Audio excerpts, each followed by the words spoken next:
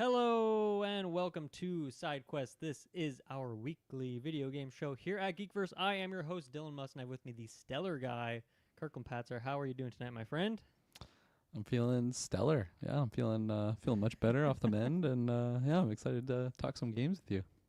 Yeah, you sound great because I feel like Taylor, he was sick for a bit and he came back. Yeah. But his voice was rough for a few days there. But you're coming back and you're sounding pristine. You're top notch right now. Yeah, I got pretty lucky. Like, it didn't really linger with the throat area. It was just like everything else that comes with it, the head and the sinuses, and yeah, like I had like the sore throat on whatever day it was, Wednesday, Thursday, can't remember now, but it's just like a fever dream when that happens. It just kind of all the days blend together. But no, I'm happy. I'm feeling better, and talk some games with you because I definitely had some time to play some games while sick at home. So Yeah, me as well. I think that's what this episode's going to be all about, and we're surprising each other. So I'm not going to say up front what our topics are. You'll just have to. I mean, if you're listening to this, you'll see it on your podcast download when you went to listen to this. But yeah, just a couple quick shout outs. Kirkland unfortunately missed our Gladiator 2 review, which we did, but that is still up on the feeds. Have you seen it yet? Or you? No, I haven't even made it out there yet. Is it like low priority? Like, are you still going to see it soon? I want to see it in theaters, so I'm just kind of Okay, figuring out a day what works with. I don't know. I'll see if I may take my dad or something. I don't think Shay was really interested in that one. That sounds like a good combo. So we'll get your thoughts on the next newscast after you've seen it. And we're going to do another newscast this week. I forget some of the TV shows. There's a bunch of TV shows coming out soon, so I don't know when those are kicking off. Creature Commandos. Is that this week or is that next week? No, I think that's next. It's December. So let me just grab that date. Creature Commandos is next week. So 2-episode premiere. Me and Taylor on that. And we also got Skeleton Crew starting. So 2 new shows starting next week. Yeah, and then Dexter sometime as well. Oh my gosh. Don't you dare forget about that. It's going to be a busy. I'm just looking at that list of December. Yeah, it's a colorful. I know, and I'm not doing much. I mean, I might join for Dexter. We'll see. But yeah, you guys are going to be just the TV show boys in the month of December, so that'll be a good time. One other quick shout out is, of course, Patreon is the best place to go because that supports us a lot. If you support us for 1 month on Patreon for like $2, that is more support than listening to like 100 episodes worth of ad revenue will generate. I don't know the math on that, but the ratio is crazy in favor of Patreon. Go over there, support us. You can also get episodes early and ad free. As I mentioned, I also did record a bonus Sidequest episode, just a little solo thing. I wanted to scrub the record, Kirkland, and redo my game of the year from last year because I've played a bunch more 2023 games like in this year. And so I kind of did a rerun of my list really quick, and then I shared some Baldur's Gate 3 spoiler thoughts as well, because who knows when you're going to finish that game. Maybe you did this weekend. Maybe that's one of the surprises you have for me. But if it's not, I wanted to get those thoughts out there. So that's bonus. That's up on Patreon right now. I don't know when I'm going to drop it on the main feeds. If you want to listen to that right now, that's the best place to go. And with that, how about we get right into it? I want to kick it off with this, Kirk and Patzer. Over the weekend, I made a purchase. And I'm finally, with you and Travis, I have a PlayStation my God, that is huge. Console. Yeah. That is huge. I'm in the current gen, baby, 4 years late. Welcome, sir. Yes, thank you. It feels good. You know, what caused that? I feel like it was down on the priority list. We had that conversation. I think it was around Spider-Man 2 release time. You kind of swallowed that big pill of I'm probably gonna not jump onto it right away and wait a little bit for because there wasn't like many titles that were pulling you. I think at that time, but it's a number of things. I mean, funny going all the way back to I guess it was 2020 when it was first announced, and I was like very excited because I love the PS4 generation. Tons of great games there. And then as we got closer and closer, I put my name in there for the pre-order, and I got one of the pre-orders. And then as it was like getting closer when it was gonna actually go ahead, I was like, you know what, I'm gonna cancel this. Like, I can play Deathloop on my laptop. It's not the best way to play the game, but I can do that. And like, I can wait for the other stuff. Miles is coming to PS4, and then it's kind of just been that for years at this point, where it's like, Ratchet looks cool. I'd like to play that. You know, Spider-Man 2 looks cool, but like, I can wait. And eventually, this is the first year, because I've checked every year, that there's actually a good Black Friday deal for the PS5, which makes sense, because I figured, okay, PS5 Pro is coming out. Maybe they're going to price drop the PS5. They didn't, but I think kind of in lieu of that, they finally did a pretty decent Black Friday deal, so it was $100 off. So it was a mixture of that, and you know, this year I got a couple nice bonuses at work, and one of which was like, a $250 gift card, and I was like, I gotta use this somewhere. And so Yeah. mixture of that, the Black Friday deal, I paid like $290 for the PS5, the digital Nice. version. So I was pretty happy with that, and I'm It's finally like in PS3 prices. I think it was the same price I bought my PS3 at. So look at that.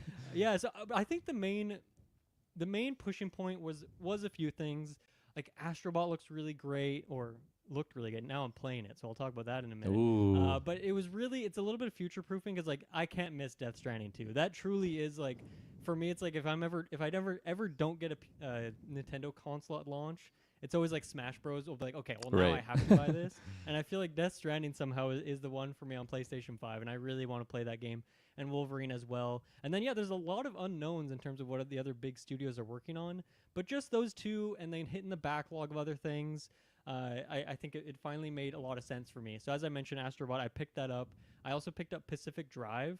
So those are the two games I bought. Nice. Right off the bat it was in my here. cart, honestly. I have another game that I ended up purchasing over that one, but like it was in my cart. I'm like, is this when I finally make this plunge? And then I watched the trailer again, and I'm like, I don't know if this is like the same magicalness that I once saw, but I do want to try it still. But I just it was in the cart, and I had to end up removing it. But very excited to hear your thoughts on that one, because that one, I feel like since the trailer released, you and I were both super interested in that one. Yeah, and then I was hoping that maybe I could run it on my laptop. That was not the case, so I haven't played it. I did download it, but it is not. I've not played it yet, so you're gonna have to wait another week or two to hear my thoughts on that one.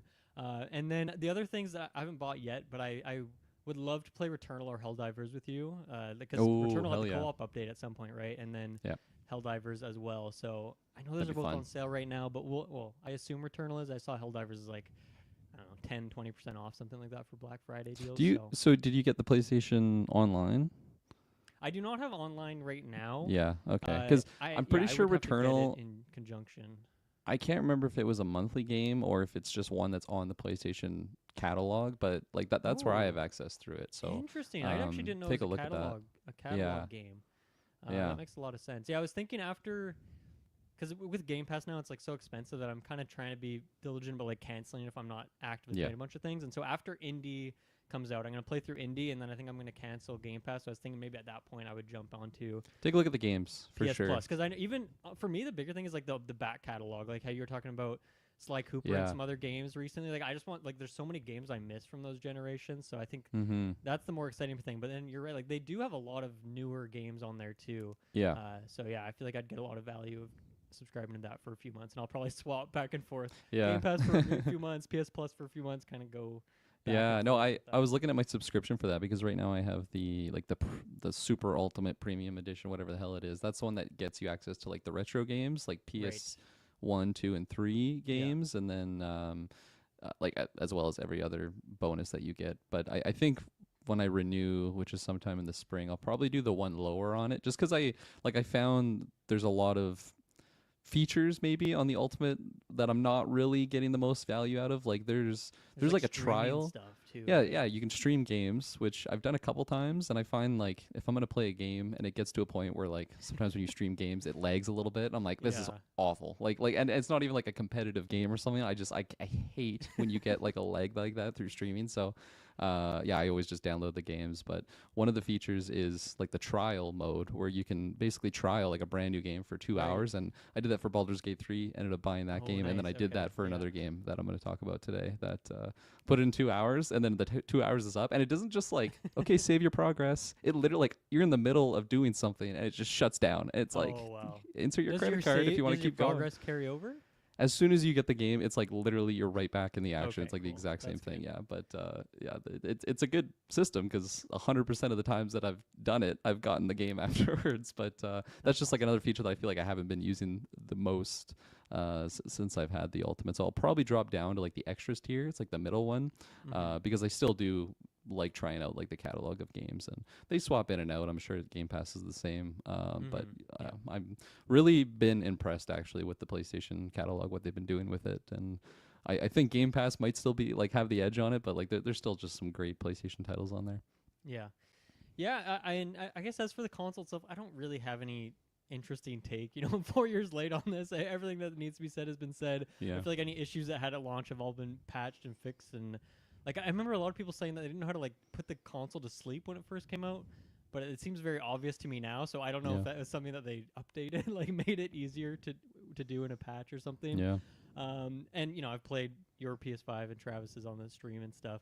I was surprised because I remember seeing side-by-side comparisons because I have the Slim edition. I don't think they sell like the original one anymore. They just have like the Pro and the Slim now. And the Slim is like, it is a lot smaller. Like I don't have the side-by-side in my house, obviously, but just thinking about like the chonky brick that you guys set up for the 24-hour stream, I feel like they've made it much sleeker, which is nice. But yeah, it you know, in terms of the system, it does feel very PS4 in terms of the interface, a little bit different, of course, and the controller is really nice and all that. The first thing, of course, that I downloaded and played was Hitman, because I've been back just madly addicted to Hitman again since you talked about it recently. We'll talk about Hitman a bit later, but then the first thing I jumped into proper was Astro's Playroom, of course, because that's what everyone's got to do, right? You got to check out the built-in game there, and it's just fantastic. It's just like you can't not be super happy playing through it. It's just the most joyous, fun. It's not even like a game, it's just a toy, really. And I just had so much fun blasting through that whole thing. As soon as I was done Playroom, I immediately, because I downloaded it, Astro Bot, and so immediately from Playroom right into Astro Bot. And it's funny because those games are like, Astro Bot is very much like a sequel to Playroom, right? It controls the exact same. Astro has like the same movement of like the little jetpack jump thing. So it's pretty much like DLC for Astro's Playroom in a weird way. But it was really fun to just jump like right back to back into them. And so yeah, I'm like in the second world of Astro Bot now. And once again, same thing. I'm just so happy playing this game. Like I feel like when I'm playing most games, I'm not actively thinking about how happy I am and how like this smile on my face at stupid little interactions or little sound effects or things like that. But it's just such a joyous game. So I don't know, just gonna play through the whole thing. I'm kind of being really diligent about getting like all the bots hidden in every level, all the hidden puzzle pieces. And if I miss one, I'll go back right into the level right away. And I'm using a lot of the what do they call, the game card feature. I forget what they call that exactly, but you can like just hit the PlayStation button and then it will like pop up like the game help. Oh, that's what it's called, right? Game help.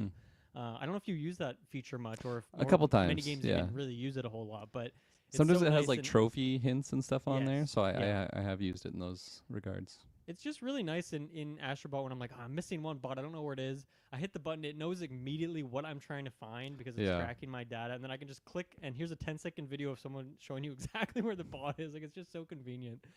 So I'm really, really like that feature. And then, of course, the controller is great, but it's funny because I've used the controller playing Mortal Kombat and stuff on the stream, but I've never played Astro, and like to see, what this controller is capable of is really... It's taken me back a little bit because I feel like since the Wii, I haven't actively thought about the controller that I'm using to play a game.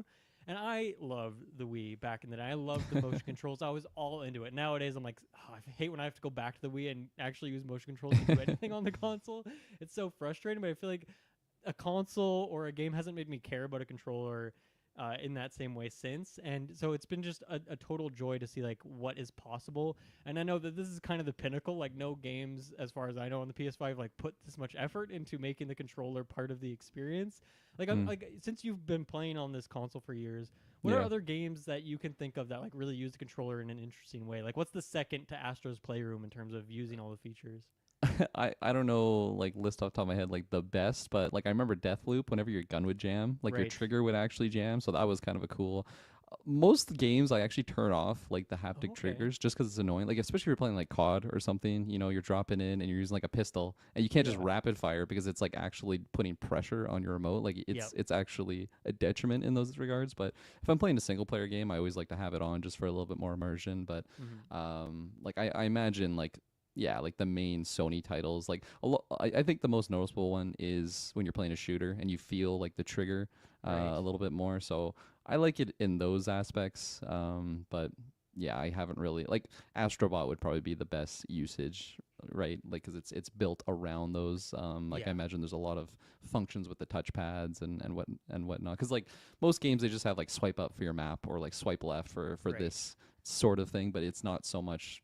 Really, like I guess Death Stranding's another one too, but that's kind of back from the PS4, right? I wonder if they did an update for the PS5. I think they must have done a PS5 version for Death Stranding. So probably just a little bit more vibration in the triggers, like when it's like rough terrain. Yeah, the walking around, like just having different sound effects or little moments of tension. That's something that I'm very excited for with Death Stranding 2, because I think that is, other than the Wii, that's maybe the one exception, is Death Stranding, even on the PS4, like use that controller in such a interesting way of having like the different colors based on, you know, if situation was going well or not, having like the baby cry from your controller, and having to like coddle it or rock it or whatever you had to do, like all this weird stuff. And it's like Kojima's always done that, you know, all the way back to like the first Metal Gear Solid with like the Psycho Mantis stuff. And then what is the one where there's like you gotta like move memory cards around, you know, like he's always doing weird meta things. And I feel like not a lot of developers are into that kind of thing, but given that the PS5 controller is like has so many weird little features, I'm really excited to see what he does with the sequel, because I think if any developer other than Asobi, who makes the Astro games, is going to do it, it's going to be him. So I'm curious to see how immersive BB feels in Death Stranding 2.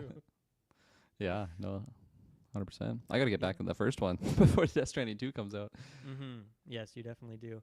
But yeah, talking a little bit more about Astro, I mean, I love all the PlayStation franchise stuff in it. Like in each level, you're kind of rescuing bots, and like maybe half of them or quarter of them are you know, in the first level you find like Ratchet, and then you find Rivet as well. And it's just cute and fun to have these things. Then ones that I can't even recognize, like some weird deep cuts that I'm not recognizing. You got Deacon from Days Gone, which is very funny to have. That's like, funny. This like really rough and tumble guy is like this cute little bot. And it seems like some levels are really like based around those franchises, but for the most part it's just here's a random level and you're finding, you know, Ratchet in here. It's not like a Ratchet themed level, it's really just that one robot. Then there are a couple exceptions to that. Like I just unlocked a God of War level, like it's called Bot of War, so I'm curious what that one looks like. There was an Ape Escape level that, I mean, I haven't played Ape Escape, but it seemed very coded like that.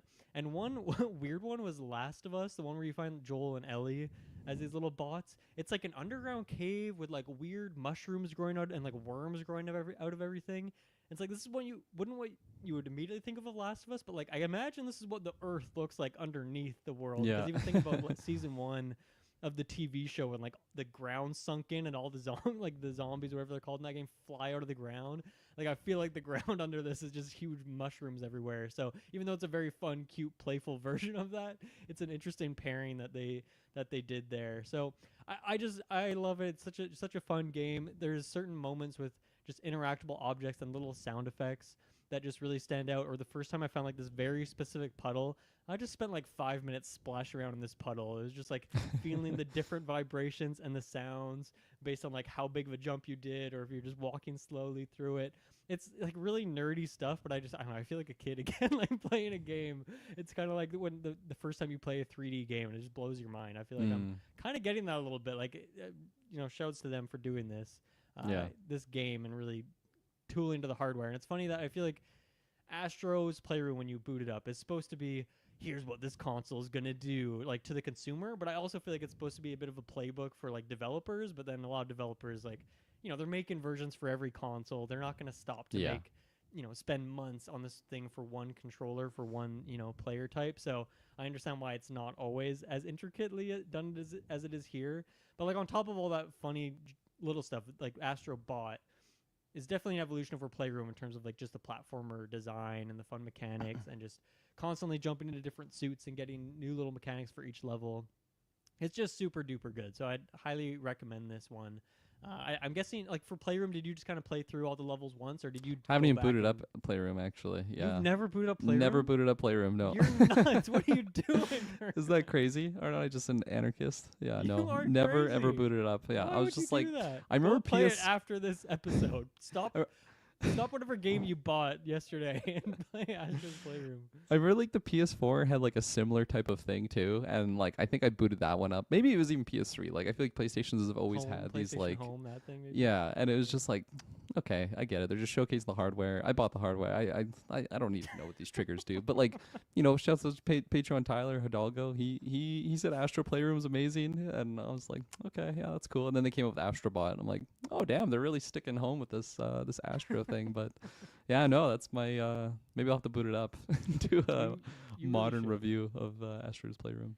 Yeah, I mean, I think Playroom's like 2 or 3 hours if you go through all the levels. You don't need to, I guess, but Yeah. and then there's like speedrun challenges and other things. I almost wish that Playroom was somehow, and Astrobot were somehow gelled into one game, because as I said, they have the exact same controls. There's some of the mechanics and enemies from Playroom are in Astrobot as well, so clearly there's a lot of like not copy pasting, but like using the exact same framework and same game and just building off of it. So almost in like that Hitman kind of way. I wish that they were kind of gelled together so I could get all these collectibles in one place. Astro Bot, World of Assassination. World of Assassination. But yeah, like Playrooms are more about collecting weird PlayStation peripherals. Like those are the collectibles you're getting, and in this one it's more about collecting the bots, which are you know different PlayStation franchises and otherwise too. Like found like Leon Kennedy from Resident Evil and all these other weirdos who you don't necessarily like. I guess Resident Evil has a close association with PlayStation, but it's not a first party thing, and there's still some of those weird ones in there. So all that's really good. I think the highlight level for me so far has been the like big tiny world in this, where you can like just shrink down to the size of a mouse at any point and then just like pop up and down, which is a very classic like platformer thing to do. But as I've mentioned many times on Sidequest, I just love that theming, you know, like Pikmin or Grounded or Tinykin. I just always love that kind of setting here, and especially in this where I'm just nerding out about like the sound effects and stuff. When you just go into a tiny mouse and you hear like the tiny little high pitched clinking sound as you're walking on metal versus what you sound like, or like the enemies, how there's just like a tiny little guy, but then when you go small, it's like this huge mammoth that's like making these huge sounds as it's walking around. Just really absolutely loving that. So that's definitely a level highlight. And yeah, just never seems to get old so far in the first few hours. It just kind of reinventing itself constantly. So super duper fun game. Really glad I picked it up. I definitely put a bit of a priority on like picking up some 2024 games just for like game of the year and like, I don't know, Game Awards. I want to try and play as many of the game of the year contenders as I can. And so that was definitely a reason for picking up Astro Bot. But after playing Playroom for a little bit, I'm like, absolutely, I want 20 more hours of this for sure. So highly recommend. I mean, you gotta check out Playroom. That's I gotta start a Playroom, yeah. Yeah. Right on. And then yeah, as I said, I haven't booted up Pacific Drive yet, so I will share that on a future episode, and then we can come back to Hitman in a bit. But take it away. What have you been playing lately? Yeah, I got a couple big ones to talk about. I'll start with the smaller one. A game that you brought up before in the past. You threw this on my radar. I wishlisted it on Steam, and then it was on 50% off sale, so I had to jump on it because I've been really looking forward to this one. And I feel like this is a perfect game to just play when you're under the weather, not feeling good. Okay. Terra Nil.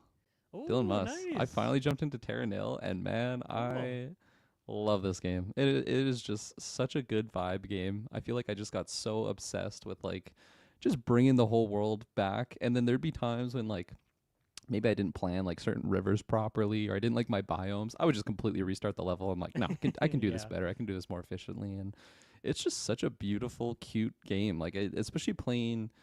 Like I've played so many games with this type of like camera view, whether it's like an RTS game or whatnot. Yeah. And you're usually in war times, you know, trying to murder the other nations and collect resources. And this is just, you're just bringing the world back, and you're just doing it like one continent at a time, at different biomes at a time. And it's just like, I don't know, I just feel happy playing this game. I really like the music that's in it as well. And just the little sound effects too when you get like the water coming back, and just I don't know, it's just very aesthetically pleasing game. Yeah, the music's really nice. 100%. And I think it's one thing like I love the strategy elements to it, just trying to plan like the most efficient ways to go about, and you can kind of get creative with some of your strategic elements of like where you're going to put certain things, whether it's like a beachfront or just certain trees and whatnot. But I love how you like basically remove your footprint once it's done. Like you just like take everything down. Yeah, that's the layer that makes it so unique.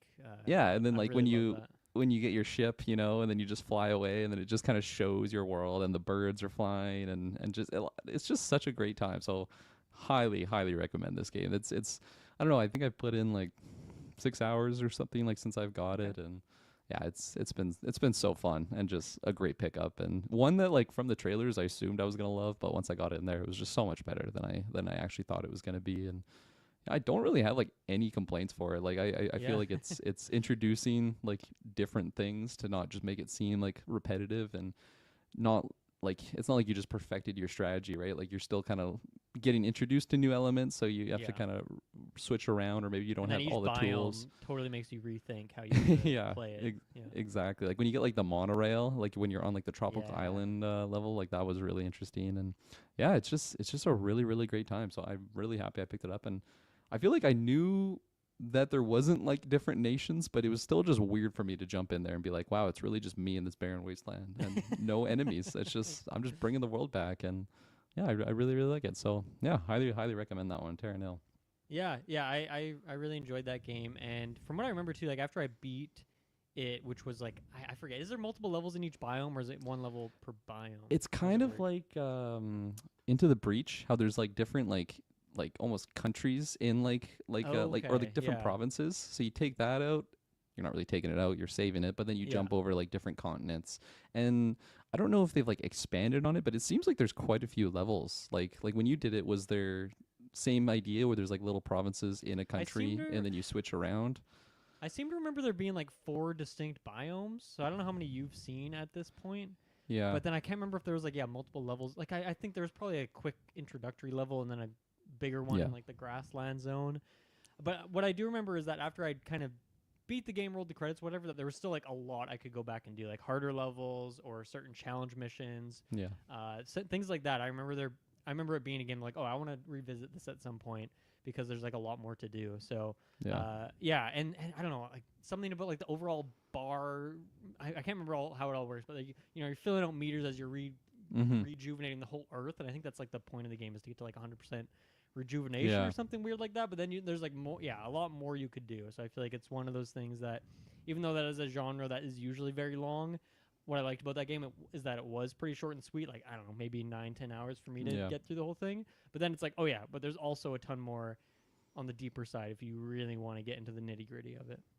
And like I feel like it's a type of game I could see myself just redoing some of those earlier levels. It's like Yeah. it's not like it's, oh, I'm just retreading my same path. Like it's randomly generated the map that it's gonna True. be. Yeah. They obviously have rules to follow for how the biome's gonna look, but yeah, it's just like I had no problem just completely like I was like 99% done a level. I'm like, I don't like the look of this. I can make this better. Just restart. And it's not like I'm racing against the clock. Like it's a very passive game. So yeah, it was fitting when I was on the mend for sure. When I just like didn't want to have anything taxing on the brain. Picturing Just, that's the inside of your body as yeah, you're rejuvenating it just back to a cleaning. healthy state Yeah, where it can breathe I got Osmosis properly. Jones in my body working away.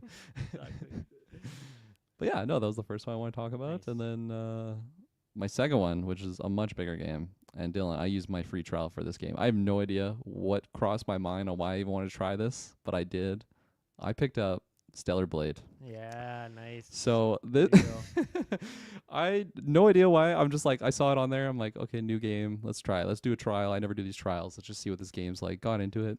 Very much like Nier Automata, actually. Very, Absolutely. very Yeah, similar. that's what I've heard a lot about it. Yeah, like the combat is just insane. Some of like just the monsters in this are like all the designs of them. There's so many different types, and you get like database that shows you like the different ones you've encountered. I haven't even encountered like half of them yet, and I think I have like 30 or so hours, and like I have been going hard Wow. on Ooh, Stellar Blade. Yeah, my my game boy. progression's That's more than I 55%. think I put into Nier Automata to beat that game. Yeah, so and like I've been doing a lot of the side questing and stuff like that. I kind of made the commitment of just like I'm just gonna 100% this game. I'm gonna get all the trophies and everything. So I've been doing a lot of like the Nice. running around, and sometimes with those games like the side questing can be very dry and annoying, and it's like go get me this, and then you go get it and you go back, and it's just like thanks, and there's nothing that come out of it. Like it's literally just you're a Yeah. courier, and I find like most of the time just that cycle is really boring, but I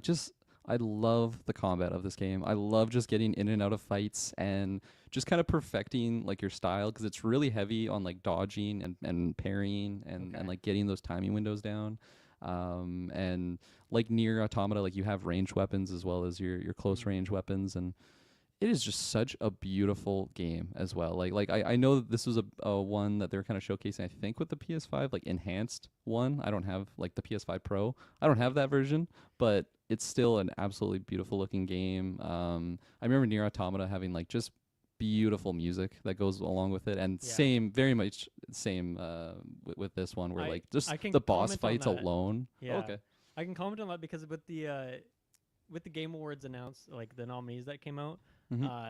with that obviously there's like best score soundtrack, and I was like, hey, I want to listen to all these a little bit, and so Nice. I listened to a few songs of everyone in there, and then Stellar Blade was the one that was like, holy shit, this music is amazing, and so I've listened Oh, to like, yeah. that whole soundtrack now, and yeah, it's Yeah. funny because I heard a lot of those Nier Automata comparisons when the game came out, down to like There's a Nier the Automata DLC actually, like out yes, with I it. saw that Yeah. actually. Yeah, that's in the game now. So obviously the comparison is there. They know about it down to like, yeah, the combat, the world design, the fact that you're playing a super hot girl with like jiggle physics everywhere. Oh, you know, jiggle all that physics stuff. are cranked right up. But Yes. somehow I was very surprised to also, hear that the music is also very kind of inspired by Yeah. Nier Automata. That was like the best thing ever to hear, and I added a few of those to my video game playlist, so can Yeah. definitely double up on that thought. Yeah, no, it's just a beautiful like sounding game, looking game graphically. Like this is one where it's like, okay, this is like AAA gaming. Like I recently went through Ratchet and Clank Rift Apart, talked to you about that one on Sidequest, and it's just like, yeah, this is a Sony game. Like this looks like they're using the hardware, right? Like it just looks fucking amazing. Like how a AAA game should look, right? Like sometimes we comment games come out, they look like it's a 360 era. Might be fun to play, but still like, you know, like this isn't the future of gaming that we saw as little kids. Whereas I see something like this, and I'm like, I'm just blown away right now. Like Mortal Kombat, that's another one that just always blows me away with like, how good those games look visually.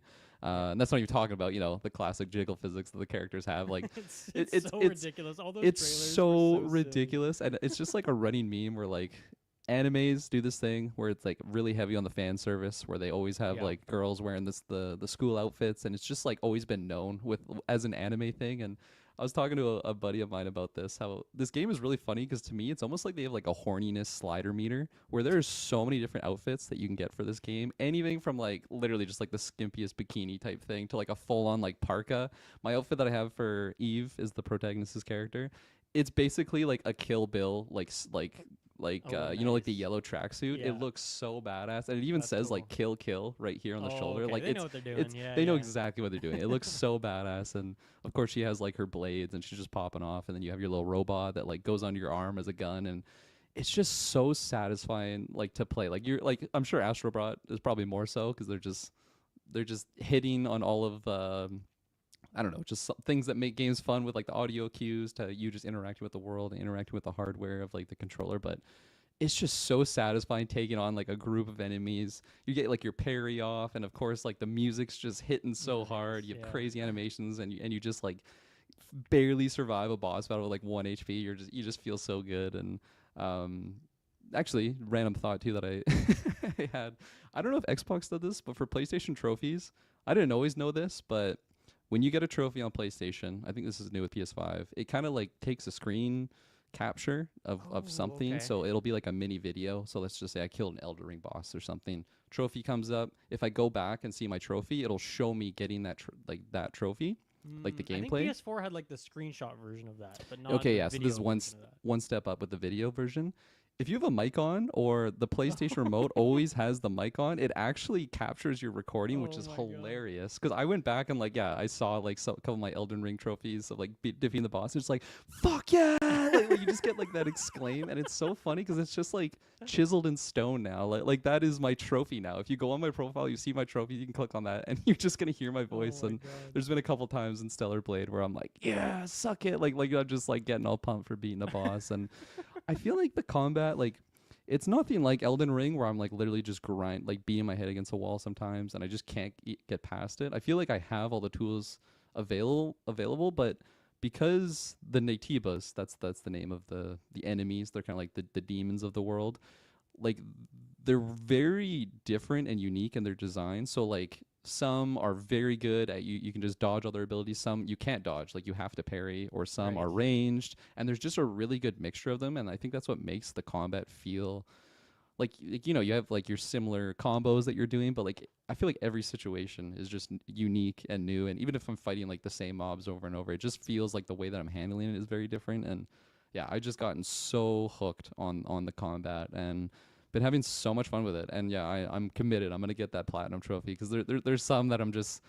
It sucks too because some of these, like, I had to like pull up a guide on just like, okay, how am I supposed to get all these trophies? And it's unfortunate. I hate games that have like the hard lock situations where once you get past a zone, you just can't go back. And I have to do all the side quests in certain zones because I just can't go back. And because I've just committed to doing these side quests, I'm like, okay, I'm not gonna advance in the story. I feel like I was powering through the story until that certain point where it's like, oh, I have to do all these things.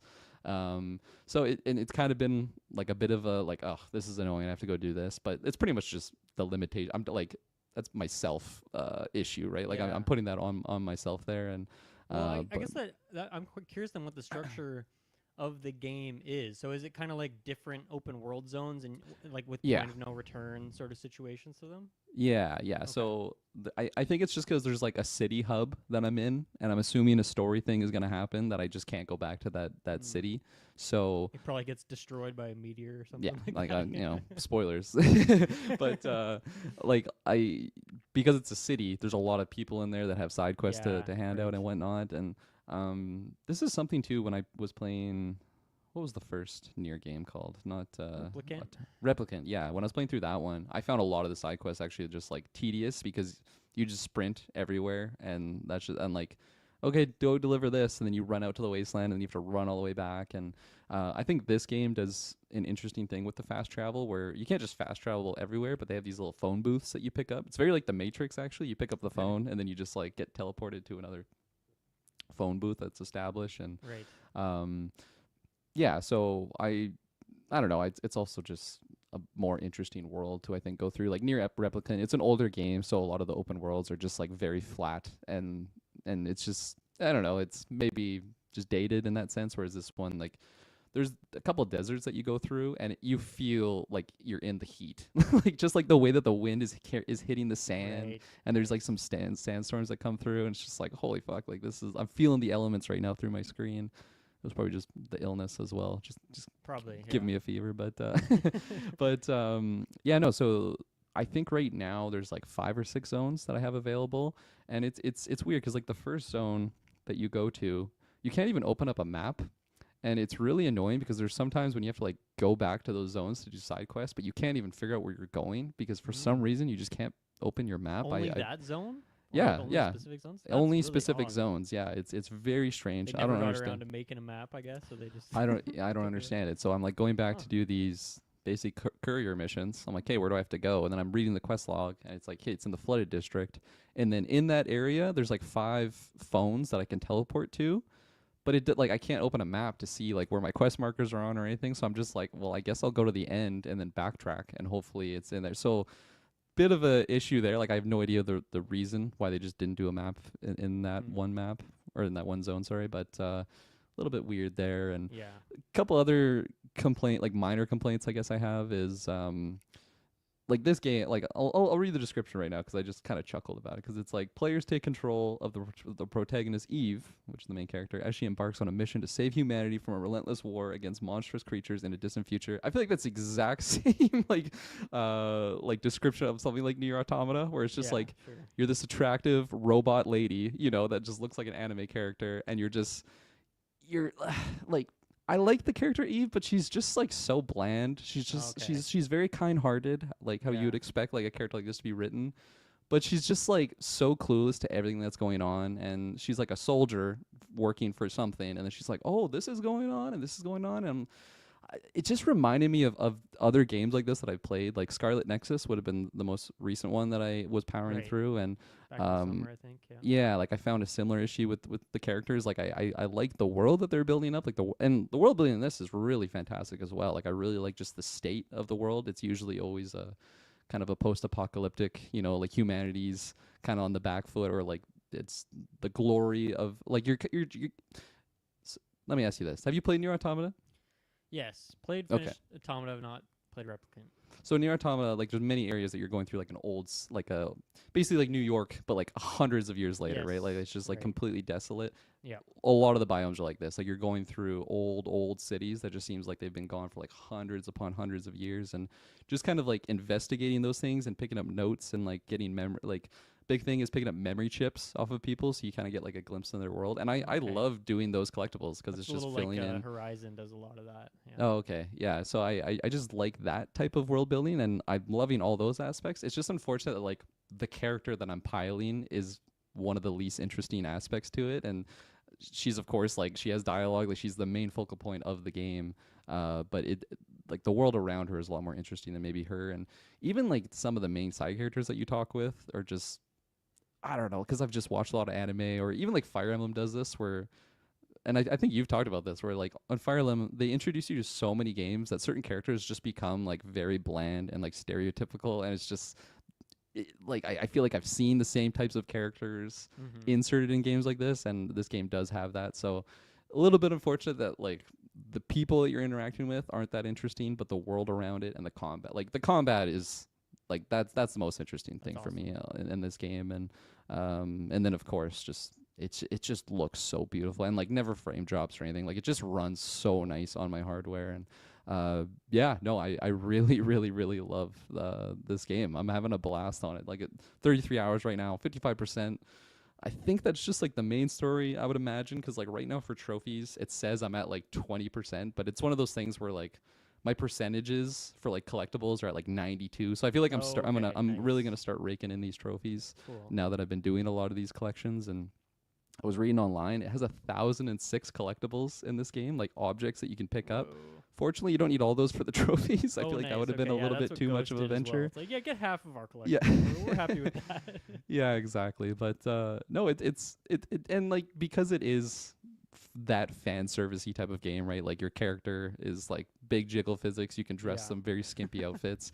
There's like a big thing with some of these collectibles is you have to take photos of certain objects throughout the worlds. And the first area, I actually went out and found them, and then you had to go to like a big desert and find like 10 photos across the desert. And I'm like, fuck that. I'm pulling up a video. Like, there's no way I'm going to be scouring the desert for these 10 images. Are you kidding me?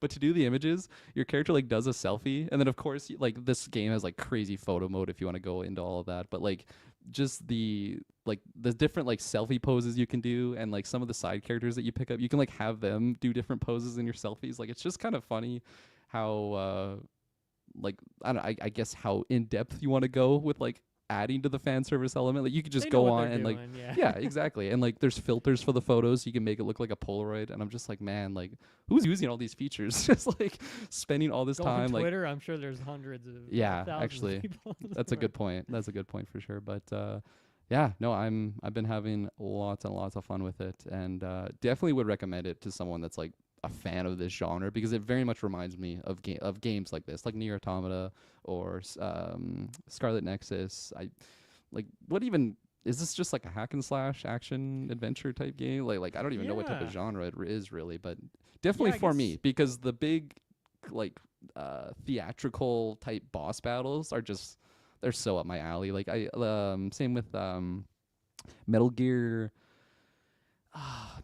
Vengeance or something like that. Revengeance, is that Revengeance, yeah. It was the one that's not like any of the other games. Like it's basically this type of genre. You play as like the sword. You play as Raiden, the guy with the sword, and I love that game again. It's just like over the top cinematic type level of like boss battles where it's just like a giant kaiju that you're just like taking on. It's very anime-esque, so I guess it makes sense why I am drawn to it. But really glad I tried this one out though. Got that 2-hour free trial, and it just like zoomed right by, and I'm like, oh man, like I'm just getting the hang of the combat now. Like, come on now, I gotta get on there.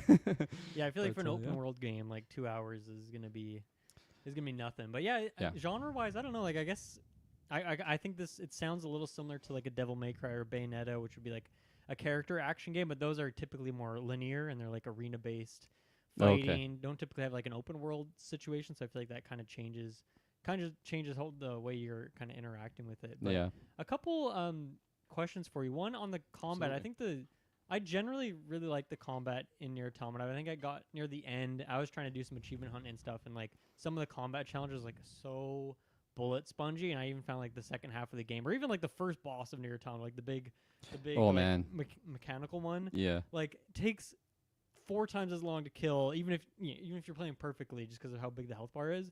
And that kind of drove me nuts in that game. That's why I wouldn't want to like go back and do a ton more replaying it, even though it does have a ton of replayability. Yeah. Is that something that kind of gets copy pasted from Nier, or has that changed a bit?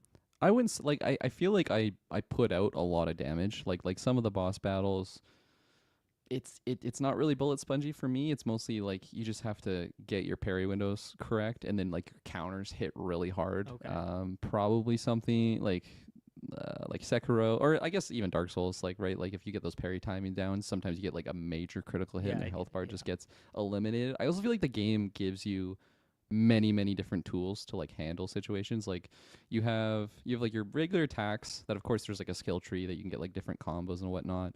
But like if I get a perfect dodge off, I can like chain a different type of combo. Then if I do like a perfect parry, I can do a different type of combo.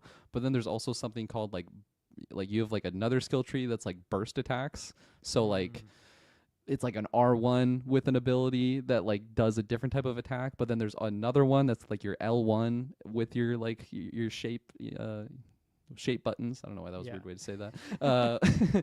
But which is like another different attack, and they all kind of like charge up differently.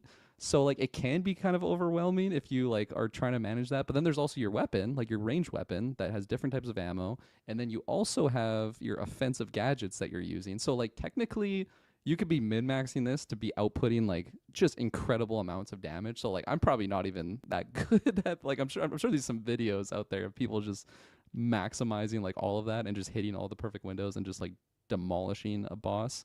But I feel like there's a lot of times I'm not even using like the offensive gadgets because I'm just really liking my combos. Oh, and there's also like basically a Super Saiyan mode that you go that I forgot to mention. It's called Taki mode, which is pretty badass. And you grow like wings and you just pop off. And again, it's just the soundtrack hits and and like the visuals get crazy and you just start popping off and the dopamine just starts coming in when you're getting chain combos. But definitely even like Mortal Kombat, get her as like a DLC. Oh man, yeah. Like if they were do what was the PlayStation one that they did? It was Soul Calibur. Is that what it was? It's similar type of style. That had 2B in it, right? Is that what you're saying? I don't know if they had 2B in that one. I'm pretty sure there maybe. was a Soul Calibur game that had 2B in it. Okay, that must have been the more recent one. Because like the one that I played back on PS3, I think they had like Yoda and Darth Vader. Like depending on which copy you got. But that was kind of the PlayStation not Smash, Mortal Kombat type game. Yeah. But yeah, no, I mean, Eve is, I don't know. I like Eve, but like because of how she's written, I feel like I don't dislike or not like her. She's just like, she's just kind of like my substance. Like she's my narrator carrying me through the story, and like she's not very like giving me a lot of like pizzazz with her delivery and whatnot. But which I honestly do feel like is a 2B thing as well from Nier Automata. At least. Like I think the side characters are the ones that stand out more in terms of the personality side of things. Yeah. Like if 2B didn't have her iconic look, and the male gaze element of it, like I don't think she would be remembered as well as she is, unfortunately. Yeah. And I don't know. When you think back on Replicant, like what were can you remember the personality of any of the characters? Like very similar, very similar to this. And it's interesting because they usually give them like very tragic backstories and like a really like sad origin, and it's just like, man, this is really sad. And they're like, but I carry on, and this is what I do. and then you're just popping off in like these battle sequences, and I feel like there's a lot of tragedy that hits in these games too. Like you have someone very close to you that dies right in front of you, and it's like, and let's just go to the next task. And like they don't really hit that hard. Like a side quest that I was doing for one of the vendors, I believe her name was Kaya. Minor spoiler, definitely not related to the main story of the game, but like she's looking for her sister, so you go find her sister, and her sister's dead, so you come back and then like the character Eve is very like emotional and like, oh, this is so sad, like I'm so sad that I'm gonna have to be like telling her that like this is just kind of the dialogue that she's having with like her guy in the chair that she talks to, like the guy piloting her droid. But and then like you go and talk to Kaya, and it's like, yeah, this is what happened, like your sister died. She's like, oh, that's okay, thanks for doing that. and it's like you want anything from my shop, and like and like I might be dramatizing it a little bit, but like that's how it felt though. Like there's some music that's a little bit emotional, but it's just like, okay, now what do you want? Like you want anything from my shop? Like there's no like weight that is like dread that's weighing on these characters. And like for Eve, maybe you can make the excuse it's because she is like a robot, like she's not like a really human character. I believe 2B is the same situation, right? But like for Kaya, who's like a full-on human, and like she's been looking for her sister since you met her, it's just like, oh, okay, well, thanks for doing that. Here's your reward for doing the quest. Like it just seems like, okay, yeah, this is just like I got milk at the milkman for you, and here's your milk, right? Like it's just like a go catch quest. Little fetch quest. Fetch quest. That's the word I was looking for. But are there other side quests that are more interesting? Definitely. Definitely. Hunt, yeah. I'm sure you're finding some other good ones, hopefully. I find like a theme with these games, whether it's Scarlet Nexus, whether it's Nier Automata, or even this, is like a big human like factor, like what makes you human, right? Because these characters are usually like robots that are not human, but it's like, like, am I still important for not being a human? Like, it just seems like a theme of these games, especially when it's like set in like the apocalyptic future. you're a robot, you know, like defending humanity. Like, why are you even doing this? Like, they always kind of have these questions that come up throughout the story, and I feel like you do feel that through especially a lot of like the just random side characters that you come across, because they're all supposed to be human, but it's interesting because I feel like most of them look like cyborgs. Like, they have like a robotic head and you never actually see their face, or like Right. some characters it like looks like a human, like a really grotesque, like just gross looking human with like kind of cyberpunky, like they're kind of pieced together with metallic like materials, but they like don't have a top of their head. Like their head like kind of ends like at the nose, and then it's just Mm. like a metal thing there, and it's like, okay, well, Huh. like, are you a human? Like, you don't look very human to me. Like, I don't think there's eyes or anything in there. And I feel like that's just, it's just like a reoccurring thing of like what makes you human, like because I Yeah. look like a human, or more so like what's inside. And Right. that's definitely like a big theme of what's going on. And I like there, it's interesting because like Kaya is probably one of the more important side characters that you meet like on your ventures.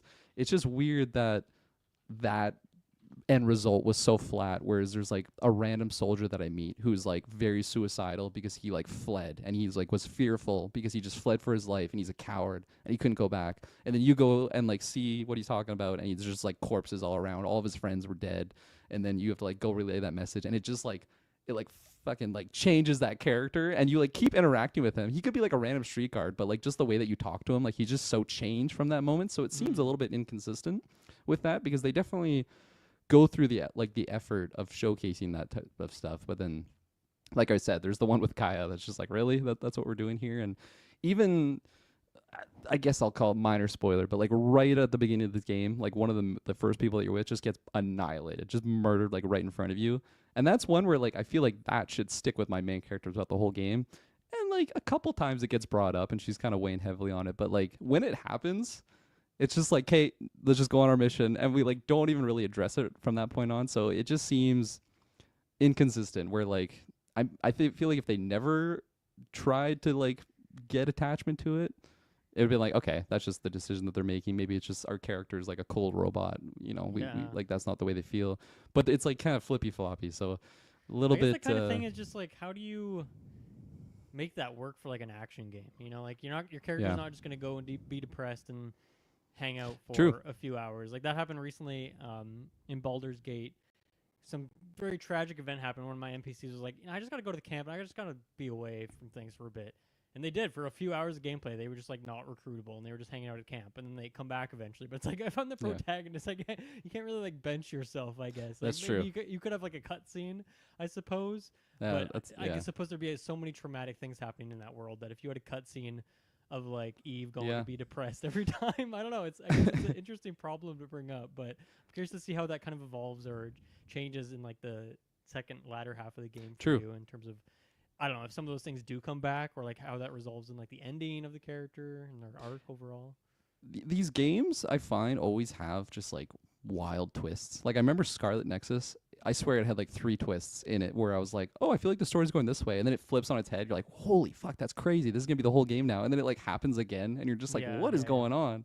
I remember you mentioning Sea of Stars had something yeah. similar It does the very to same that. thing. Yeah. And I feel like this game is gonna have something like that just because they always do. Because like the main thing that you're kind of interacting with, like it seemed pretty easy of like, okay, it seems like this person's gonna, you know, betray me at some point. Like it just seems like that's what's gonna happen in the story. And it does feel like that's gonna happen, but it's still like, okay, well, I'm only 55% done the main story. Like something's gonna go on here, right? That's really gonna switch up the whole narrative of like Eve's goal here, because essentially she's sent from, I think it's called like Mother Sphere, which is kind of badass. It's just like Okay. a hive mind type thing that's like running the Eve protocol, which is what you Ooh, are. gotcha. Yeah. And then it's really interesting too because like of course all of the soldiers that are sent are just like supermodels essentially, right? Like they're all wearing like high heels, like a part of their body, and then like of course like their outfits are just ridiculous. But like when you go and interact with these people that look like cyborgs essentially, like they just call you an angel because that's what you are in their eyes. Like you come from the heavens, literally. You fall from like your spaceship, and then you That's land on Earth, so and similar then to Nier as well. That's so is it funny. actually? That's Yeah, there's hilarious. like the space station where they're like sent down from, and yeah. Yeah, yeah. And the opening of this game, like the opening of Nier, you're like in your ship, and you're Yes, right. it's a very different type of game. Love that decision that they had in that game. Really, really cool. it's like a very, very similar opening to Nier in this game, but you don't like pilot a ship or anything. It's just like like you're coming down in a just personal cutscene. drone ship, and then you just kind of land, and then that's when you pick up. But yeah, no, I've truly, truly been loving. Oh, another thing I wanted to shout out was how you save in this game is you basically find it's like a soda machine, like a soda dispenser, and Vitcoins are it's kind of like the main currency for getting aesthetic items. So you can get like different outfits, as I mentioned. You can get different hairs for Eve. You can get like different earrings and glass. Like you can just get like cosmetics, and that's usually the currency that you spend it for. But every time you come across like a soda machine that's like dismantled, you can insert a Bitcoin, and then that's like your new save point. Now, you would think that it's just wasting all your Bitcoins, but every time you come across one of those, there's usually like just a Bitcoin right in front of it. So you get one, and then you spend it there, and then it just kind of like. And this reminds me of Death Stranding, actually. Like when you open it up, power just kind of comes back, and there's this little like umbrella thing that just pops up over your head. There's a record player that's right there, and it's always just and you can like, I think there's only like 5 or so songs that you can kind of choose between, but there's one on there. I can't remember what it's called, but it's just such a banger, and I just have it playing on all my on all my save locations. And when you come close to it, you can just hear the music starting to play, and then there's just like a lawn chair that you just sit on, and when you sit on it, that's when you save, and that's also when you like regen, essentially refill like your pots, you know, picture like your Estus flasks from the Souls games, same sort of idea. Like you get like a health pot that you get like 4 usage, or you can reinforce it, same sort of ideas as Souls. But yeah, when you sit, like you're just kind of chilling there, you're like, oh, I'm gonna take a few minutes, listen to my music. You're like shaded, of course, then you have like your little soda pop machine, and those are the save areas, which is really cool. And then you can that's where you can upgrade your skill tree. That's where you can work on your I forget what they're called, but it's basically like your nano suit. Like you can basically just like work on it there, and like unlock more of them. And those are just your save areas. And usually there'll be like a telephone there that you can fast travel to other areas on. And yeah, no, that's cool. I think that's pretty much it. Is the Nier DLC just the costume, or is there anything else with it?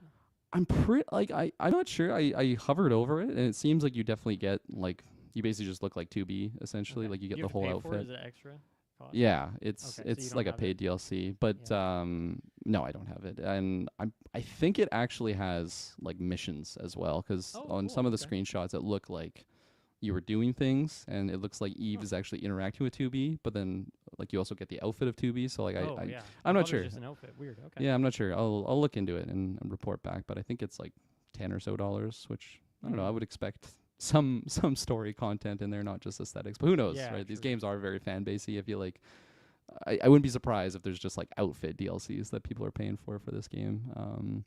But I saw a funny video on Reddit of someone who had the Nier Automata DLC, where if you like, because of course Nier or 2B, she has like a skirt on, right? Yeah. And someone like turned the camera angle to like look under her skirt, and then she like kicks the camera away and it, like resets the position. So obviously they're very like, even in Nier, I think there's like an achievement for like looking up 2B's skirt. Like it's just so stupid, but they know what they're doing there. Oh, 100%. And like I feel like these games are always gonna have that that type of element to it, right?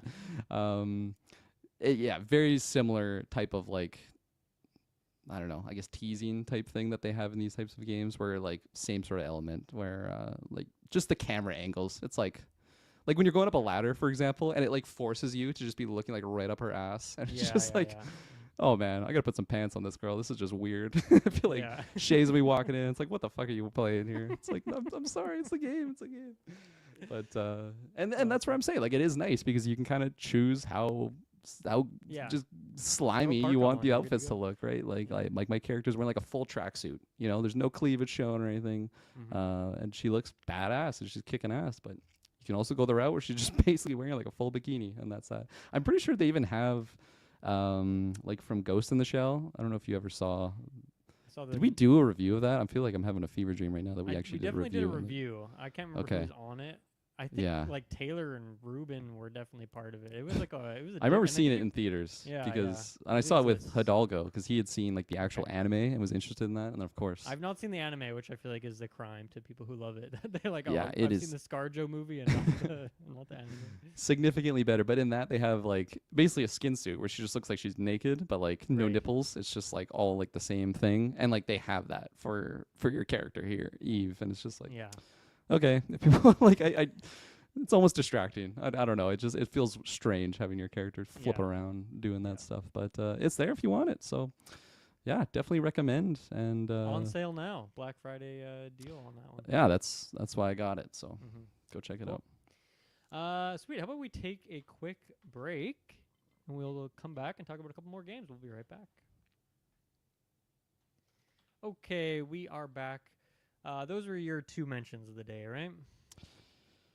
Yes, those are my Okay. 2 mentions. Also started playing some Marvel Snap again. I was a little Oh, bit off, interesting. but yeah, no, I not like any real reason. I feel like it's just every once in a while it's like, oh, let's boot up the old Snap again, and The old I can't remember all my last updates, but I feel like I've gotten a bunch of cards that I've just been like forever on the hunt. Like Arnim Nice. Zola, that was like a big one that I just never Yeah. had, and now I finally have. So I've been doing like a Zola deck, and man, like it is so good in some of those situations. Like I had a great pairing with Venom that just like it's so great too, and it's like, oh man, this guy thinks that he has me here, but he has no idea that I'm about to drop this Zola right now, and like I'm baiting him in the one lane, drop Zola, and then I just like shift all of my power to other areas, and then it's just like I got 8 cubes right there, baby. Like let's just start cooking. So it's been fun kind of jumping back into it again, and Nice. usually I'm always kind of trying like a new deck when I come back to just spark a little bit. Yes, that I makes don't know, sense. some freshness to it, but yeah, it's been fun, and looking forward to. I saw a bunch of Series 5s are going down to Series 4, which was interesting. Mhm. So Yeah, not a lot of 4s down to 3, but a Yeah. couple at least. Yeah. Couple. Yeah, I haven't played any of that recently. Have you played any more Hitman since our last conversation? I think my last update there, I was on Club 27 with you. I can't remember Yes, if that was like the mentioned one I that one. beat. So I beat that one, and then I beat the Colorado Okay. level. And it's funny you mentioned. I think it was you that mentioned it. Like that wasn't your favorite type of level, and I think those- most people in the community are like, yeah, that's kind of the worst, but you know. well, those are usually my least favorite Hitman levels, in general. And those like I feel like every Hitman game has a level like this where you're not just in a public area, like you're actually like everyone will kill you. Like these are all military men, right?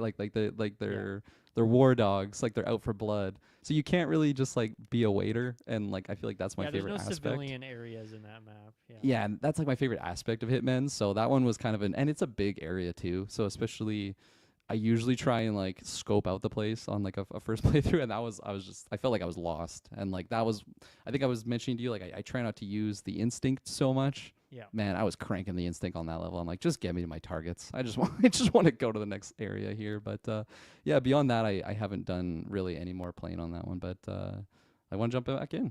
Yeah. Hopefully your story will inspire me to. Yeah, I have two and a half Hitman 2.5. stories here. Well, one, Ooh. I have a question for you. So on the stream, when we did that one fateful run, by we I mean you, and you were going through the manor, you took out Caruso, but when we couldn't find a freaking key card and get down to the basement. In your Yes. replays of that level, I'm guessing you have since found a key card and been able to go through the basement that way. I know there's other ways you can get into that lab underneath. Have you Yeah, found a key card yet? I'm trying to definitely like I think you get them from the assistant lady or someone. I don't know.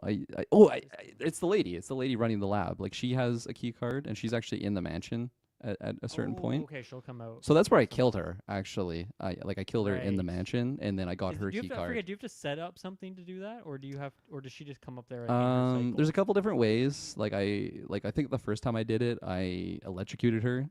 Because you can kind of bait her into like a watery area, fuck Yeah. up an outlet and then electrocute her that way. But I just figured out her route and then I kind of just waited and then popped out, Right, took out her yes, after bodyguard and you then took have out to take him. her out, but then you also have to go down to the virus. So you still have to go down to Exactly. the basement. either way. Exactly. Yeah, you yeah. got to destroy the whatever it is, the weapon Okay. of mass destruction that That's you have to do. I'll see because like all those the regular targets still exist in freelancer mode. They're just Oh, not your okay. targets, right? But they're Right. still walking around. But it's funny. I had the same situation where it's like I've played that map a million times, but it's been a long time since I've had to go down to the basement. I feel like in all my freelancer days, I've never had to go down to the lab until just. I like hate the in my lab too. run- It's so stressful. I know, just a couple weeks ago, and so I was like, okay, well, I got to go down to this lab, And similar to you, Kirkland, I was like running around everywhere. I'm like, where the heck do I get a key card from? I was going around the whole mansion, taking out random people. I even went into like the one security room that they have set up, and Caruso came in, the regular target, and I was like, oh, he must have one. I know that on the stream, like, you didn't find one on him. I'm like, maybe someone picked it up or moved it. But anyway, I took him out. He didn't have one. I had to take out like 3 guards in the room. And it's funny, I was in that room for so long, looking on every shelf, trying to find this key card, couldn't find it. So I'm like, okay, I guess it's somewhere else. I left the room. I didn't bother hiding any bodies, but then like 5 minutes later it was like body found. I guess some guards at some point in the cycle come into that room. So then I had to go like hide for 10 minutes and let things cool off a little bit. So eventually what I did on that run to get into the basement is I brought in an explosive and I just planted that near one of the doorways, and then I just blew it up, and then it blasted the door open. Oh, okay. And I could go in that way. I remember you mentioning that you can like shoot locks and whatnot. I've never tried doing that. You probably can't do that for keypads, hey? I don't know if you would be able to do it for those doors. It's more for like a basic door. Yeah. And usually you need, I think, something stronger than a pistol. Like I think like the best thing you can get is like a silent submachine gun, like something that you can just stick in your pocket. Oh, and okay. It's silent, so it's not gonna make a ton of noise. So I think that's the best way to go. So it's something to look out for if you are able to find one of those. I mean, usually there's not a lot of silenced weapons in a level. I find it's usually like I don't have them until I them beat in. the mission. And it's like, Yeah. you have now this available, right? Exactly. So. Yeah. So that's what I did to get into the lab in that one playthrough, and then I made it down. And man, the scientist I had to take out for my freelancer target was just like in the middle of all these people, and like their cycle, as far as I could tell, was just like walking back and forth, but never going anywhere into any sort of like sanctioned off room. Nowhere where they were isolated or on their own. I spent like 20 minutes just walking around trying to see if they would go anywhere, and they did not. So I'm like, I don't know how I'm going to do this. I almost got caught a couple times throwing wrenches around trying to bait people to go in different rooms. And so eventually what I did is like, you know what, there's kind of a staircase here I can use to get back out the door I came in from. So I just took a shotgun out. I just blasted this scientist in front of 50 people and just booked it out of there. And then once I made it back up to the mansion, I could like sneak around enough, so I made it out of there. So I was like, okay, this worked this time. So that was fine. And then, that mission, that was a success. Later, sorry, that was Sapienza as well? Yes, that's Sapienza. Yeah. That was in the basement there for Sapienza. And then I had another time where I was on that mission. I actually found if you like go all the way around, like even like down the cliff, and there's like that fortress island kind of off the side. There's actually another entrance from like a cave that you don't need any door or key, and so you can sneak around kind of the beach, get really low. And like I probably knew this at some point, but I forgot about it in the like few months that I haven't played the freelancer stuff. Yeah. And once again, I don't think I've ever had to go into that lab, but yeah, that's a secret way you can get down there, and it doesn't require. It's tricky. There's a lot of guards, but it doesn't require any resources. So worst case scenario, that's an option. But I had a very funny. I had a showdown contract, as it's called in freelancer. So freelancer, the way it's set up is like you have a pack of like 3 or 4 missions that you're doing, and then like the last one is like a boss battle mission, and these are showdown missions, and those there'll be 4 to 6 suspects on the map, and you have to figure out which one of them is the target. I've probably told you about this before, but just reminding you. And so you're given things like they have blonde hair, they're wearing a hat, they have an earring, they have tattoos, they like chocolate, they read books, like stupid things like that.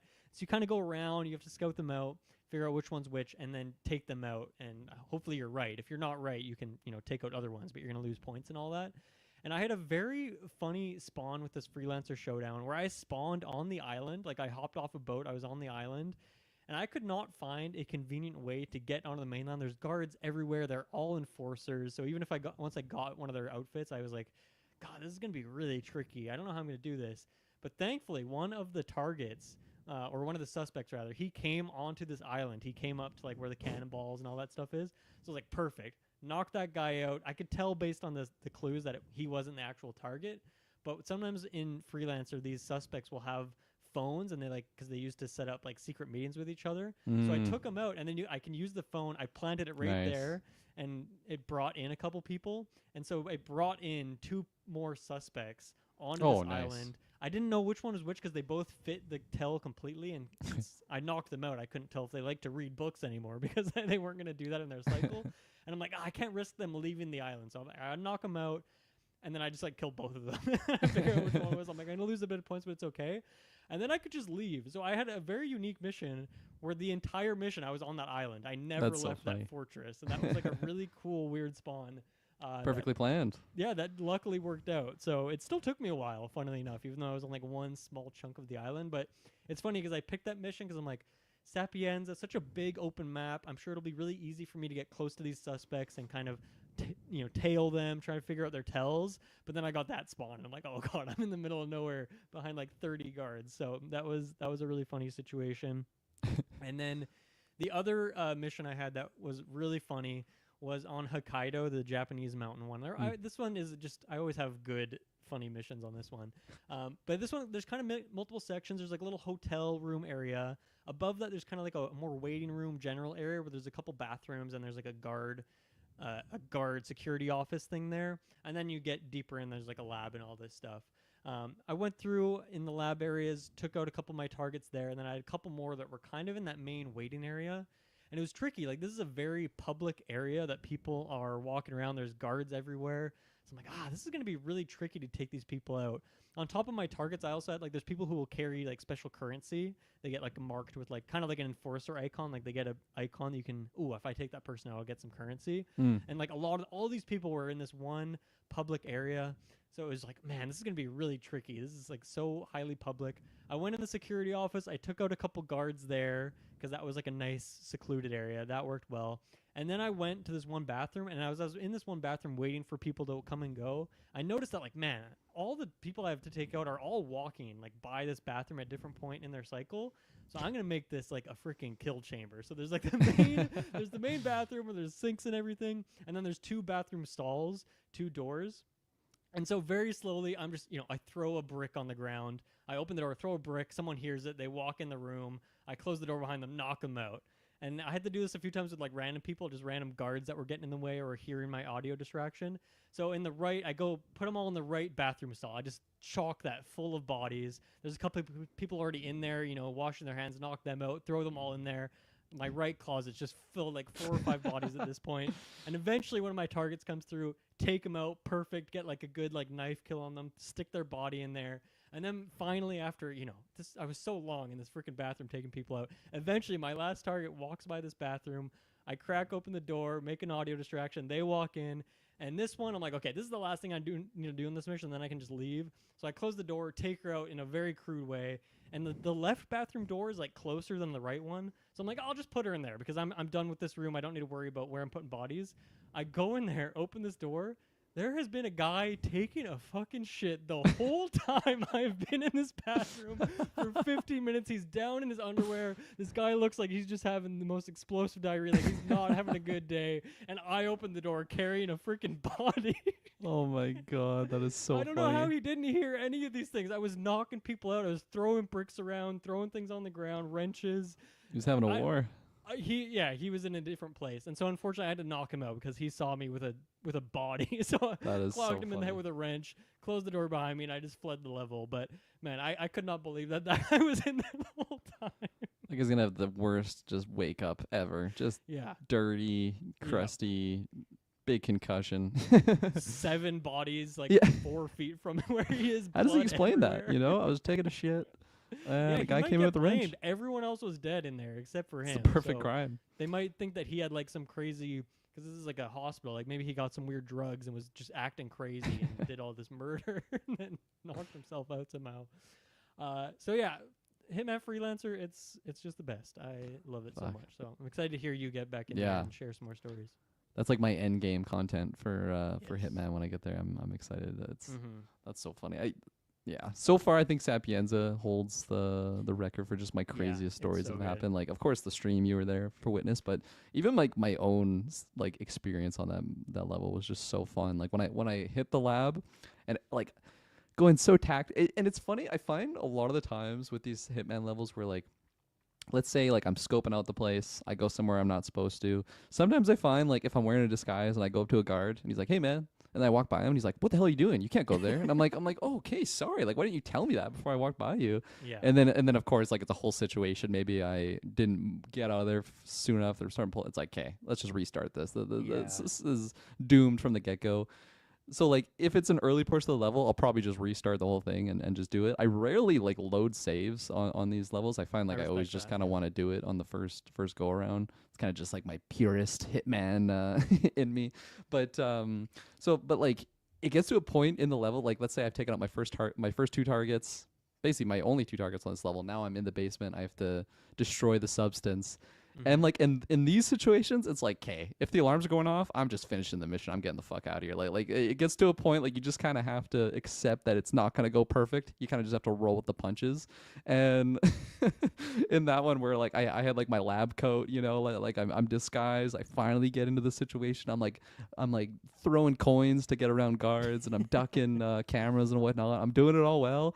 I take out like a lab guy. I'm putting him in there, and then I turn around, and there's just like a female scientist that comes in, and it's like you with the bodies. Like it's just like, oh, okay, this is like a point of no Caught return here. red-handed, Just yeah. walk right up to her and just sock her like right in the face, and it's just the animation of Agent 47 just knocking someone out is just so funny. There's been times when I've like just punched out two people like right next to each other, and it's just, of course, just two knockouts. Like it's Mhm. just so funny, and then I'm The just way the laughing music my ratchets it up too when you get caught in that moment always makes it like, oh no, I'm done for. I'm so and they like squishy. I say run something so like they're like, "What slow. are you doing?" And then just punch to the face. She just Yeah. goes limp, and then I just have to like, oh, let's duck this body here. As I'm just laughing to myself because I'm like, Yeah. that was so funny. And then getting out of that level too, there's a you might have seen it, but there's like a wall that's kind of like loose brick or something, and you can actually like destroy it. So I think I like threw like a Oh. gas canister or something, and then shot it, and then just blew up the wall there. So it was kind of a Does that make an exit or is that yeah, just it like? makes an exit out of it. It Oh, probably cool. could be an entrance. I'm sure it's not the stealthiest way to enter that area, of course, just blowing down the door, but it made for a little bit more of a, I don't know, like a badass exit because Yeah.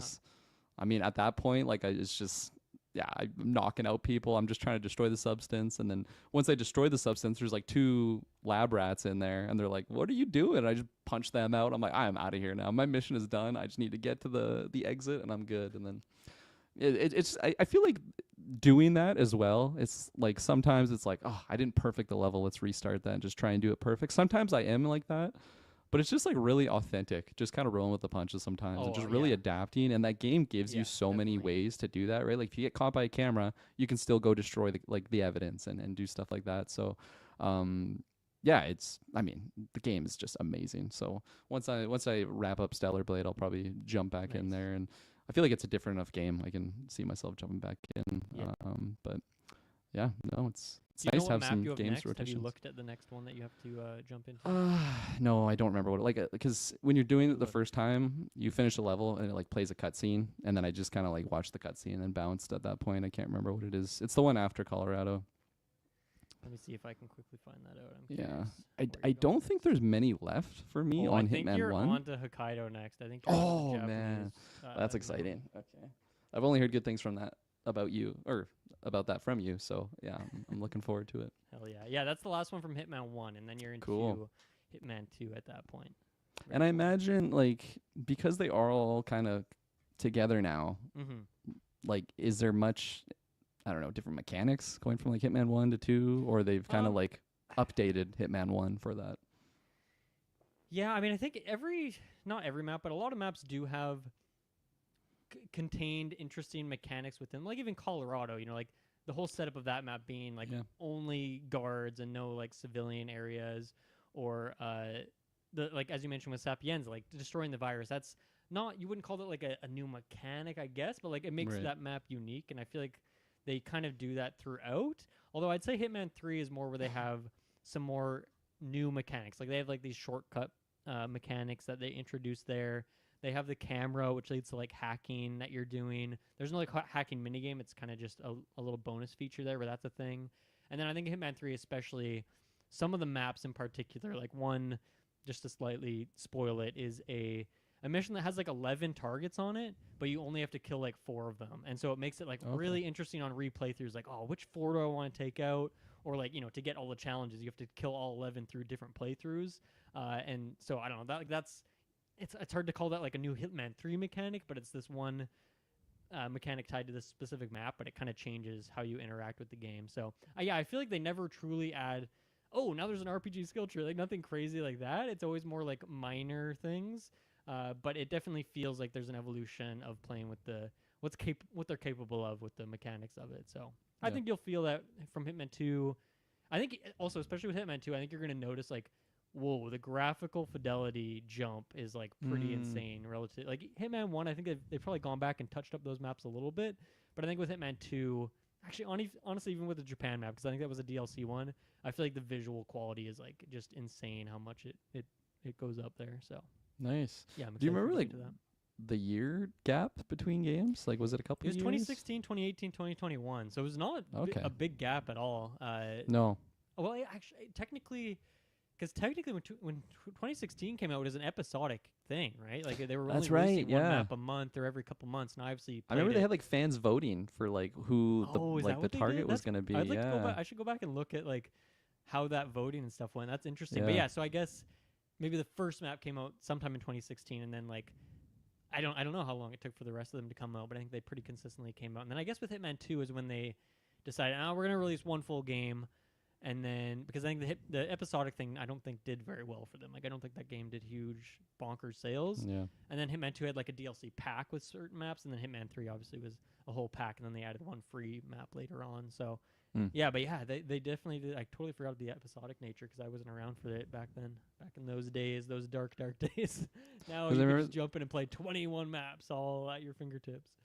Because I just remember like they had like celebrities essentially, and they'd do like a video and it's like, this is like your target. I'm like, this is kind of strange. Like Sean Bean was one of them. Right. A couple other Yeah, actors. they just names. had some, I forget his name. He's like some concontroversial guy who just got like canceled, and they like removed him from the game or something like that. Oh really? That's so funny. Who's that? Like it's like an MMA fighter or something. Do you know anything about that?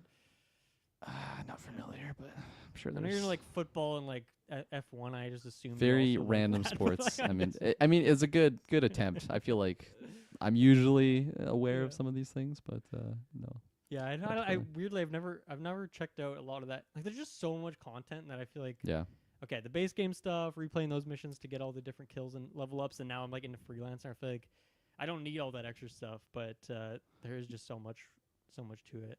Yeah, I will say, like, just comparing, of course, this, like, they've just really, like, mastered, I think, the Hitman game now. Like, they've made so many of these. Like, just thinking back to, like the first one I ever played was Codename 47. And, like, back then, it's like, okay, your target's this guy, and that's just who you're taking out. And, like, the message would be, like, you know, funds will come into your account once it's done. Like, that was it. Whereas now, like, for the Thailand, like that level, like just like a lot of the detail on like some of these targets, like, of course freelancer, it's very unique in that sense where it just has different targets, but the ones that the game actually sets up, like it's just so much more intriguing. Like Jordan Cross, you know, this like just super like privileged guy that's just like making like a record in his dad's hotel, and like again just very privileged. And then there's like some deeper levels to it where like it's like he like murdered his girlfriend and they're like covering it up, and there's just like so much. And like in that level, I haven't replayed it yet, but I remember there was an option that you can like get like basically the recording of like their fight, and then you can play it in his room, and then there's a chair that you can literally just like sit and wait for him to come. I don't know if you tackled the assassination that way, but like there's a chip that you can get through his assistant, and then you play it in his bedroom, and then he like comes in and you're just like sitting in the chair like a badass assassin with your gun ready to kill him. Like it's just really, I just love these games. They're just so good at what they do. And just even like I feel like there's certain targets that it feels like it's completely inspired by like a real life person that's like most of the time not a good person, and you're like, this is kind of cool. I gotta assassinate this person. So I like it. Yeah, I think they do a really good job with that, especially as they go along in terms of referencing other events. Like they'll be like you'll be in one map, and there'll be a news station on a TV that'll reference an assassination that happened. Or people talking, right? Like just random passerbys. Like, can you believe that guy just got killed? And then you're like walking by dressed like a waiter, smirking, really cool. Like, yeah, that was me. Or like, you know, the India map, there's like one of the targets is like a famous actor, and like that actor is referenced in other, you know, maybe it's like in a poster in some other map or some things like that. Like I think they've done some fun little details there. And so obviously they're really thought out like who all these targets are. They're not just random people. Like it all kind of comes together in some way. And like that's what I was bringing up. Where like the old games, it's just like this guy is your target. Whereas now, like it's really feels like a living, breathing world where like my actions are actually like, people are noticing them. It's not Mm. just random guy was killed and now I have $10,000 added to my account to carry my sniper rifle with me to the next Yeah. level. Like that's just kind of where they started, which is great. Like they didn't have to start where it is now. It would have been impossible. But just the growth of the series along the way is really like Mm-hmm. it's not just an assassin game. Like it's more than that. I feel, and just the creative factors that you get to it is it's so fun. Yeah, Absolutely. great game. So good. There you go. You did it. You succeeded. Now I want to jump back into it. Please do. I can't wait for you to. Yeah. These next batch of maps, I'm like, oh, so excited to hear you jump into these Yeah. ones. But that was a longer segment than I expected. Let's take another quick break. I have one more game to talk about today. Nice. We'll be right back. Okay, we are back. The last game I have to shout out here today is another new game here. So last couple, or I think it's been out for a week now, something like that. I have been playing Stalker 2. Which just released a few days ago wow. on Game Pass here. So I've not played the first one, so I'm green as I'm jumping I played the into first this. one, so we can compare stories. Interesting. Yeah.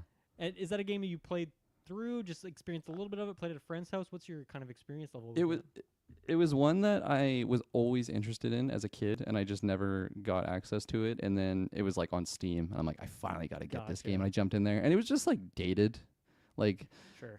like it's an older game, and like I did like aspects to it, but like something I really didn't like is it had really serious head bob to it. Like your character is Oh, constantly okay. going like this. For audio listeners, like I'm Can't just turn it off, bouncing. yeah. Yeah, yeah, and you can't turn it off. And like that's not even Weird. sprinting. Like that's literally just walking. And it's like, okay, the graphics aren't nice, and this is just my character. And there's like, it's kind of a scary game, right? Like there's certain situations when there's some creepy monsters in a Yeah. dark area, and I just feel like tackling those areas, like it's a very very big game too. Like you just are like doing kind of fetch quests a lot of the times, like Yeah. and, I found, and it just wasn't the. I felt like I missed the train, like I was really interested as a younger lad, where I feel like if I got into it when the technology was just modern, it was relevant, I probably would have just loved it, because it's the type of game that I really like. I love the Metro series. That's one I'm not sure if you played. Really really big fan of those like first person shooter, like kind of horror games, I guess. Yeah. Like BioShock to an extent, I feel like is kind of in that avenue too. They Yeah, the get a games little that bit put like freaky. as much focus on atmosphere as they do Yeah, combat. yeah. I feel like that's a very specific little subgenre of the first 100%. person shooter. Yeah. So I'm curious how different Stalker 2 is, because I assume they've upped the ante. Like going from like the first Metro game to like the newest one, they've really implemented like an RPG element to it. I'm curious if Stalker 2 is kind of similar.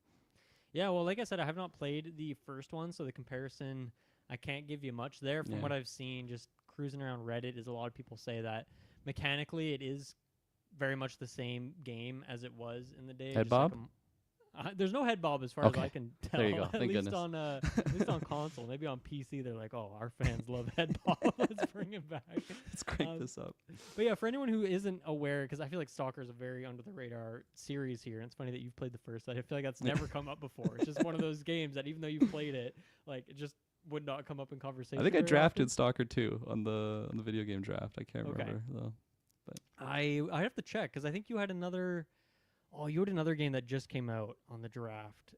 I had Oh, Frostpunk, I think it was what it was called, or There's even a newer one than that just came out, but I can't remember oh yeah.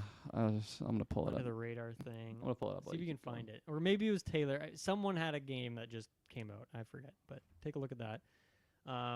But yeah, I guess for anyone who isn't aware of these games, I guess I would put it kind of adjacent to Fallout in a few ways. Not really in the tone of it, but in terms of it being like a post-apocalyptic sort of setting. Radiation everywhere, kind of a survival, kind of a scary game at times.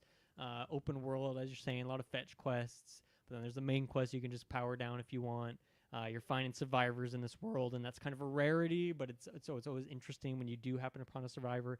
The enemies you're fighting are like weird, mutated, radiation-filled versions of animals that exist on planet Earth. So in many ways, it is very similar to a Fallout. It just feels kind of like a AA or something like a budget version of a Fallout game, and that's even the case here, where this game kind of looks like a last generation game. It's funny how you're talking about like the graphics not holding up, which was like, yeah, you were playing the game years late, but this Yeah. one feels like Man, I saw the trailers at every Xbox showcase, and that game looked great. And what they're showing here is not quite the same. So I don't know. Maybe they were playing on like a PC with the highest settings possible. But it's like this is a Series X. It should look a little bit better than this, I would say, just in terms of the visuals. Did you find that game that just came out or something on the graphics? Yeah, well, so Stalker 2, Frostpunk 2, which is another later one, Dragon Ball Sparking Zero, which came out not too long ago, and then Microsoft Flight Simulator 2024. Yes, that was what I was thinking about. So Yeah. who had that? Was that on your list? That was me. Okay. Those were all my titles. I've just listed off. So yeah, we got to count up your new tally because that's going to be quite a bit different than what's on that version there. But And Taylor, it looks like Mario and Luigi Brothership. I don't know if that's still coming out. And then Shadows. oh, that's out. Yeah, delayed. that came out a couple weeks ago, so I got to add that on the list. And those, yeah. I think Travis might have it this year, but we'll see what happens when we tally up all these things. I don't got it. I think that's for sure. What's that, sorry? I said I don't got it. That's for sure. I'm just looking at my. Yeah, I'm like, your man, games, these games that I thought were really gonna do well did not. But Microsoft Flight Simulator, let's go. Yeah. 99. So I guess a question for you from Stalker 1. Do you have any recollection of like the general difficulty of the game? Or is that I too always specific find of a like question? older games being more difficult than just That's like fair. games Yeah. are nowadays. So in Less that aspect, intuitive. yes, like a lot less like quest markers. Like I found I actually had to be cognizant of what I was doing. You can't just like skip cutscene and then go on to your next task. Like, Right. you actually like Okay. read journals and whatnot. So yeah, I would say it was trickier than I would have expected going into. Like I think it's also like I had a lot of preconceived notions of what the game experience was going to be just from like watching a lot of trailers and whatnot about it, and it just wasn't exactly that. Right. Whether it was just it being an older game, maybe the fact that it was like the head bobbiness I didn't love, but also just I think like reading the journals and it's like okay, this is actually going to be kind of an immersion type adventure, which is great, but like at the time it's not really what I just wanted to jump in there and get jump scared by some creepy Chernobyl monsters where it seemed like I would have to put in a lot of hours to really get to that stuff. But I guess I like what you mentioned there of the Metro similarity, because I feel like I would classify this as kind of like a cross between Metro and Fallout in terms of what the energy of it is, or like what it's maybe going for, even if it's not quite succeeding in the ways that Metro does or that Fallout does, of course, but just kind of an in-between there. But that was definitely my main first impression was, holy F, this game is hard. The very first enemy encounter against just like a random beast, I died, and I almost died a second time when I reloaded the save and fought it again. The second enemy encounter, died as well. I had to reload the save. I jumped down a ladder that was like 10 feet, died, had to reload a save, and like every fight since, there has not been there's been like a couple easy fights against like little rat-like creatures, but like almost every fight in this game has been a challenge and has felt like I've succeeded, like I've accomplished something when I've beaten it. So that's kind of like a two-sided, that's a compliment and a downside at the same time. I think it was a bit too hard for me at first, and I dropped the difficulty and I was still having trouble and still am having trouble with it in the hours since. So just a very, very hard game. On top of that, this is very much a survival game in the way that like some of the Fallout games have a survival mode in them. This is like you can't turn that or maybe you can turn it off, but I didn't want to. It feels like it's part of the experience where you have to eat, you have to watch your radiation, encumbrance, like you can't carry a lot of stuff in this game. Your weapons are constantly jamming in this game if they're not up to a very, like if you're not repairing them and keeping or switching on new ones. Ammo is very limited. Like I'm constantly having to switch between weapons because I fight one or two human enemies and I burn through all the ammo I had in one clip. And I even got an achievement that was like kill 5 enemies in a fight with different weapons. And it's funny that just happened because I constantly have to switch between weapons because I can't maintain ammo. After my recent play session, I sold a bunch of stuff so I could not be encumbered anymore, and then I bought a shit ton of ammo, which pretty much encumbered me again. I bought so much, so hopefully I can get through it a bit more that way. But it's funny, ammo scarcity's there, but I'm getting health packs like everywhere. I have like about 120 health packs right now, just like an insane amount that I'll never die. In fact, I had to sell a bunch, which like think about Fallout, like you would never sell a stim pack in that game, no way. But in this game, I'm like I just gotta offload this to clear some space in my inventory. So funny the way it like, and I don't know if that might be a difficulty thing because I feel like I don't think the combat changed a lot when I changed the difficulty setting, but I felt like I started finding a ton of things. So I don't know if that's part of the difficulties. Like we're gonna throw a ton of health items at you, like that you're finding in random crates and things like that. But that seems like a part of it. But yeah, I kind of split my thoughts here into like good things, bad things, and I don't know if they're good or bad things yet. Where do you want me to start, Kirkland? What do you want to hear about first? Good things. Let's start Start with positive. good Yeah. things. Yeah, I mean, I think the atmosphere in this game is really great. It does a really good job of being like in Fallout 4. I remember distinctly when there'd be like a crazy weather event and how like Oh intimidating and yeah. scary that was, especially if you have the radio off and you're just listening to the score. And like this game does that really well. There's like lightning storms and stuff, and the lightning will like crash down like a 2 feet in front of your face, and if it hits you, presumably you die, or like sometimes you take a bit of damage. And it's terrifying. Like the whole sky just fills with red, and like the music is really great. Whoever's working on the score for this Nice. composer absolutely crushed it, and just like the general atmosphere, I think is really good.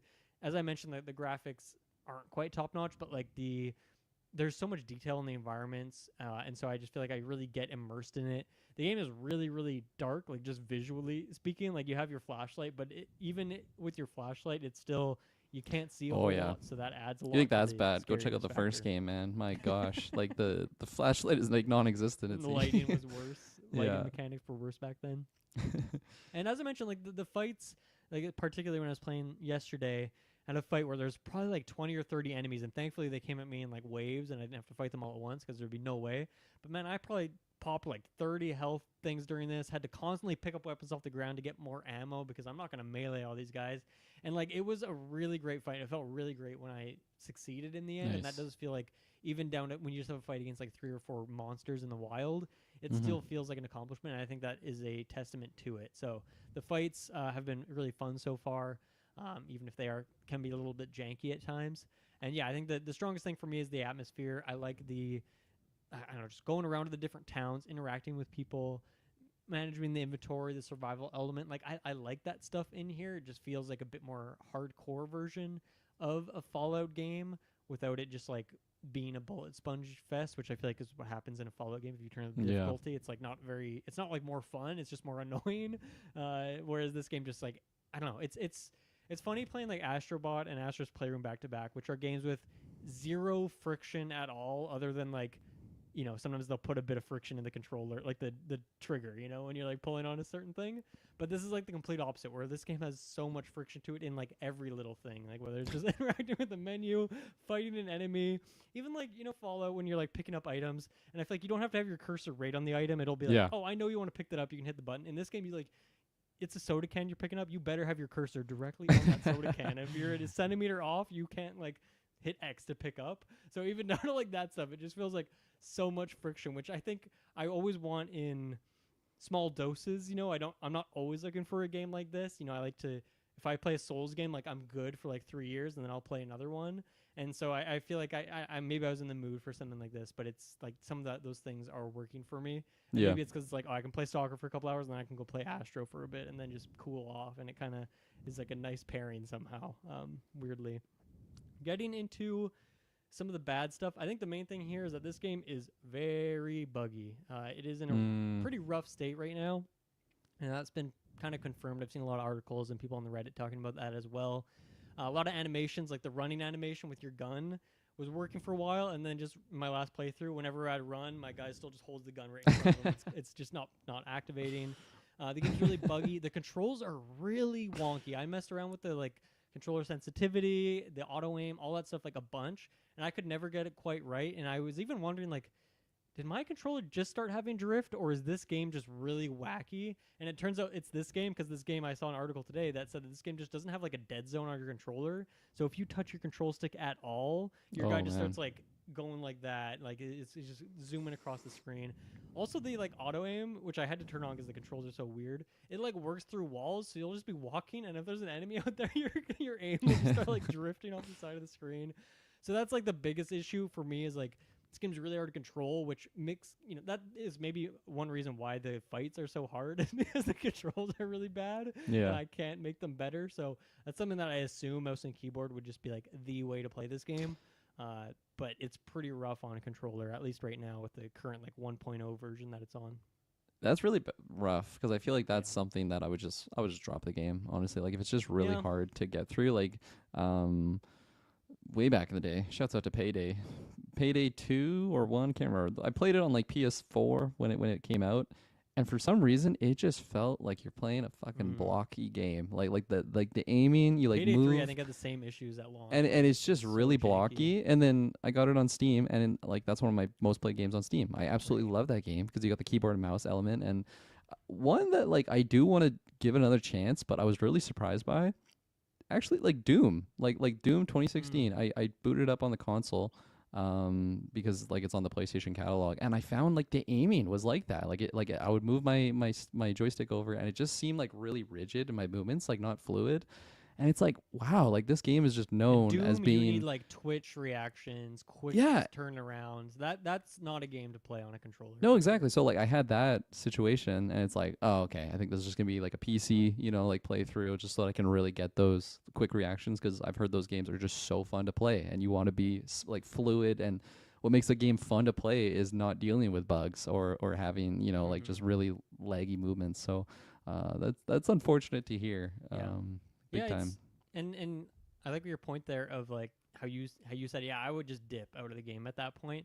And I definitely feel that. We talked just a couple weeks ago about Metal Slug Tactics and how, man, I love that game, but it was too buggy and like it just wasn't worth my time right now. Yeah. And so I don't know what it is about this. Like, this is a very buggy game, but I think that's just a testament to like there's something interesting about this game, and I just want to figure it out, and I want to get a little bit deeper. And I don't know. I just, even though it's not a fun world to be in, I just want to be in this world, and I want to like get better at it. And obviously, struggling against the controls is not ideal, but I think that is a testament that this game is doing a lot of really interesting stuff still. That even though it's like really buggy, and I probably should just put it down and wait for a bunch of patches to come out, I am kind of compelled to play through it now. Like I don't want to put it down to some extent. So I guess that's a good testament. That's like the best testament you can have to a game. Is it's super buggy, but I still want to play it.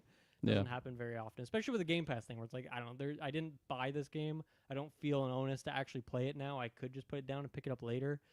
So I don't know. I maybe at some point I will get to that point, or come back on PC when I get a new computer or something like that. But I don't know. We'll see how much more I get into it now, and let's see what else. I think as I mentioned, combat's generally difficult. Another thing that I found really odd in this game is like the stealth is like, I don't know if it's even a mechanic. I just feel like it's so, either the stealth is so freaking hard, or it's just not even in the game at all. It's one of those things. Like, I just feel like enemies will spot me long before I even know they're there. They'll spot you Mm. from really far away. Like, most games are pretty generous of like, yeah, an actual human could spot you in this situation, but like, this is a video game, so we're gonna make it so you got to get somewhat close before they spot you. But in this, you're like hundreds of feet away, and they're like, you see that reticle pop up of like, oh, they know where you are. And thankfully at that point they're far enough away that they can't really hit you, so you can just run behind a wall or something like that. But it's made it so it's like, I don't even, like, I got a silencer upgrade for my pistol, but I'm like, what good is this if I can't sneak into an encounter in the first place? So I don't know what's going on there. Once again, it could be a bug, could be how the game is, or it could be I'm just bad at it. Not sure, but that's definitely a part of it. There are a lot of invisible enemies in this game, which is a weird it's a weird thing. It's a weird thing to do for a game. I don't know if I like that or dislike that at the moment. Like just They're straight up challenging. invisible, or like active camouflage, like Halo style, that you can You like know, at least kind of. it's kind of like that, but once again, the game's so Yeah. dark that sometimes you just like you can't find them if you're there Yeah. in a cave. And then when they come up and hit you, when they start striking, they are visible for a bit there. So that's when you're supposed to kind of get the hits in. But yeah, it's just an interesting choice, and there's been like a few of them. So yeah, and then I think I was a little puzzled with the difficulty of it. Didn't seem to change the combat much. It really just seemed like I was getting more resources.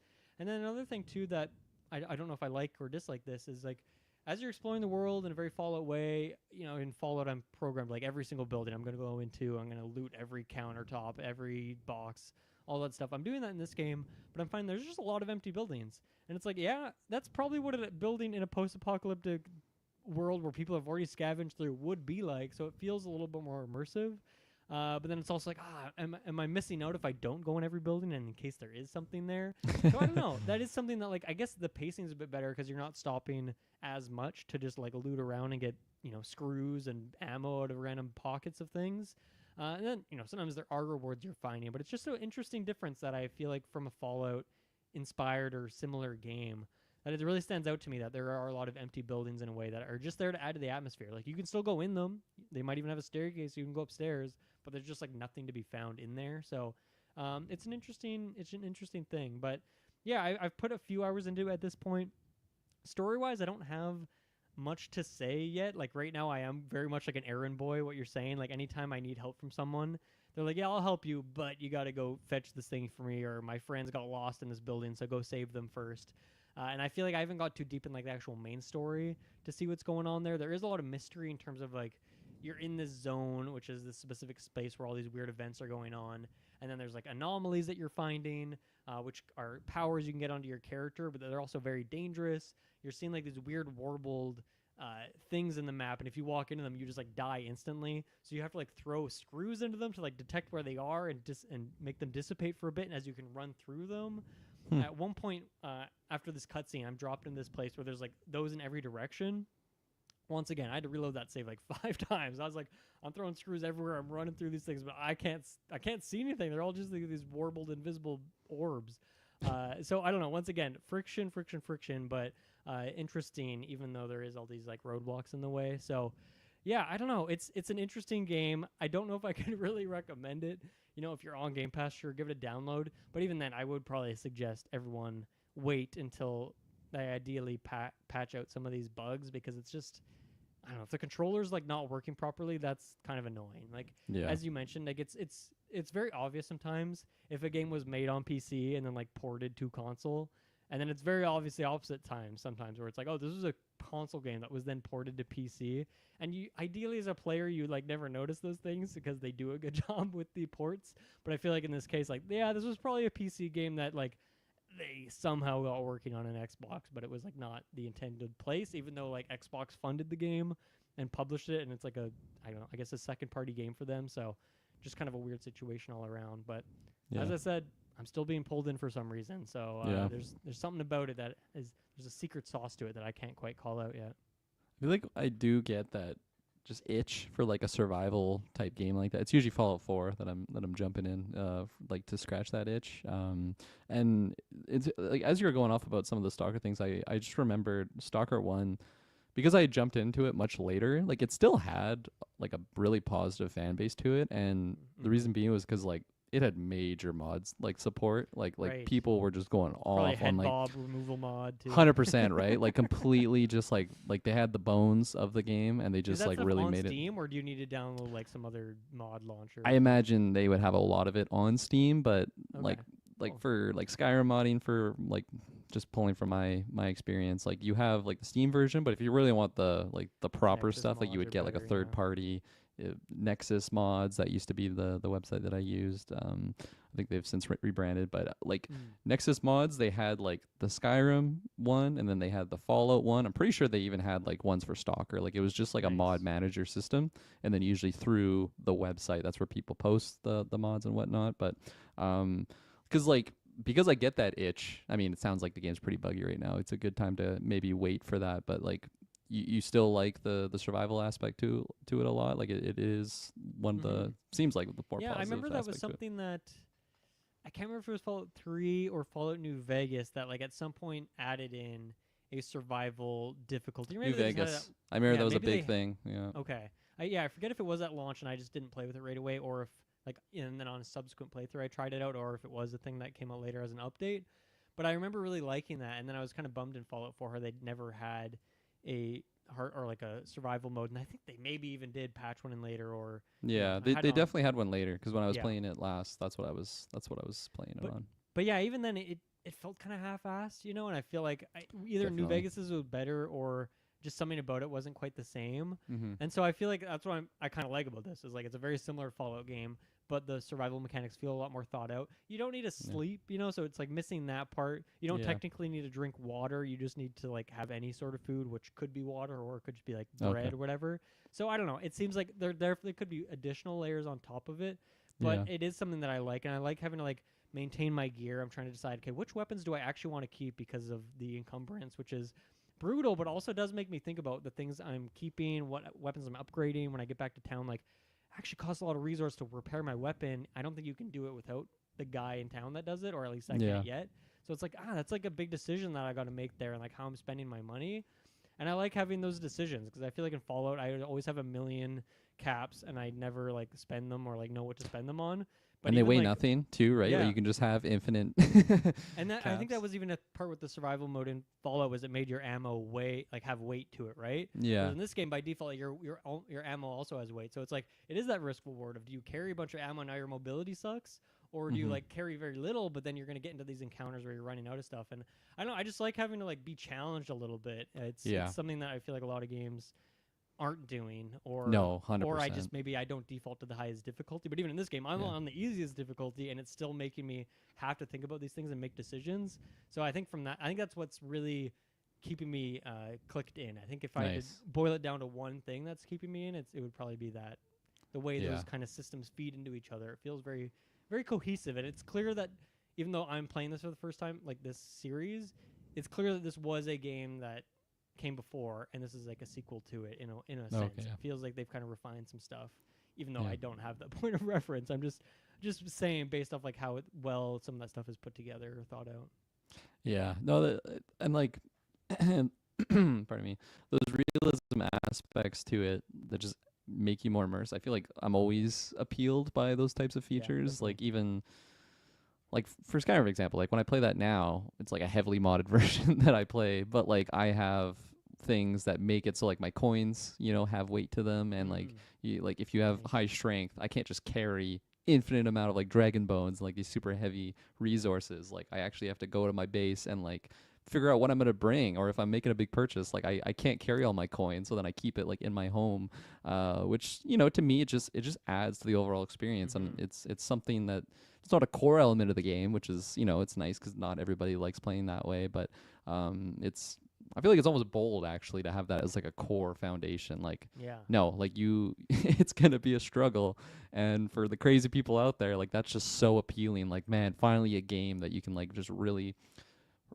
just pain, just be in agony going through it. And one that I'll bring up, like Project Zomboid, that one of my, in my opinion, probably the best zombie game ever made. It is so hyper realistic, and like it is so punishing. Where like if you get one bite, it doesn't matter if you've been surviving for a year plus. If you get one bite, you are dead. You are never gonna get cured. Yep.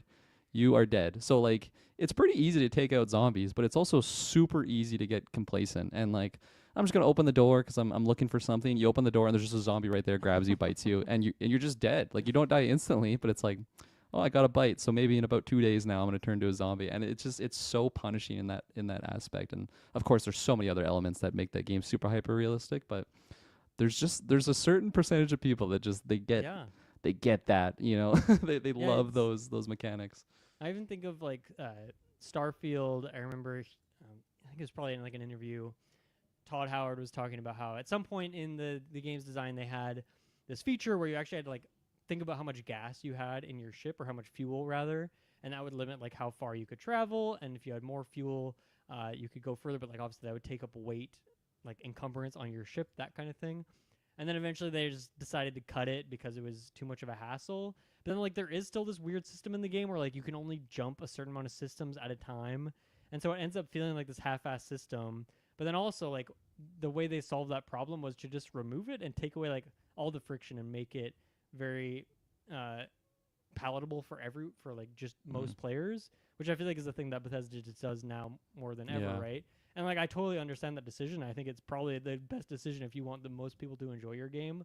But I think it's fun to jump into a game that has like the very opposite ethos of that, or doesn't feel beholden to. I guess like the fans of the original game probably do want this thing, but they don't feel beholden to like what would, I don't know, I guess be most palatable to like the most amount of people there, instead like zooming in on a specific core of people like me and you Yeah. that want some of these more immersive niche mechanics or survival mechanics that make like things like just travel a mechanic, which I feel like not enough games do. Some games, Death Stranding does. Outward was a really great RPG that focused on that stuff. So every once in a while you do get a game that really hones in on that, but a lot of games just try and remove all that friction. But I think that's, to me, that's like almost as much fun as like the combat in a game like this. Is like worrying about those mechanics, and so to have all 100%, those man. things at the same time is really cool. Yeah, I love planning out, like what am I gonna do? I like getting lost in the world, but it's also like, like I woke up in my house today in my fictional universe. Let's what am I gonna do, and what do I Yeah. need to achieve those goals? And that's just something that I always have in my mind when I'm playing through an RPG game. And some games they have that as like a base mechanic, but I don't know. These are all just, especially single player games. Like it's for your experience. So like Yeah. a lot of these elements, the game's not forcing me to do it. It's not forcing me to sleep. But when I play Skyrim now, I sleep like every day. If I get a long night, I'm like, man, I gotta find an inn somewhere. I am freezing cold. I got no food in my belly. I'll be a lot warmer and a lot happier with a belly full of meat, as the guards would say. And I feel like that sometimes on my runs. So it just adds to that overall enjoyment, and sometimes the punishing elements they really make it satisfying. So okay, I'm not gonna write Stalker 2 off then. I didn't have the best Stalker 1 experience, Right. but I drafted Stalker 2. Like I was interested in it coming out. I think it's also just intriguing that like it's been a long time between games, so it's Yeah. just interesting to see how they add to it. A question that I had for you was going to be like, do you have like a home base or something? Like, is there like caravans or like save points or something that you come across, or like a home, or is it just you're a guy in a backpack and you find shops to purchase things through? Yeah, so far, save points, you just like have a free save at any point in time. So Okay. you don't have to get to like any specific location. So far, I've been to, I've met a couple like friendly NPCs in random spots, and one guy had like a shop just in the middle of nowhere. But then there's been kind of one home base, which is like a little town set up there that probably has like 20 buildings in it, and maybe like 30 residents of this town. And most of them you can like most of them just talk to them like on a very superficial level, which is it's funny. It's like the same dialogue for everyone. It's like, heard any rumors? And you just go up to everyone, heard any rumors? Heard any rumors? It's like so funny. It's like the exact same thing every time. But then there's of course like the mechanic there or the guy who can repair your weapons. There's the shopkeeper, like the inn tavern guy. There's like this military base. There's little factions and stuff. So that's kind of the main home base that I've been to right now, and that's a town that yes, there was multiple quest givers there. Like obviously, that's the main quest took me there.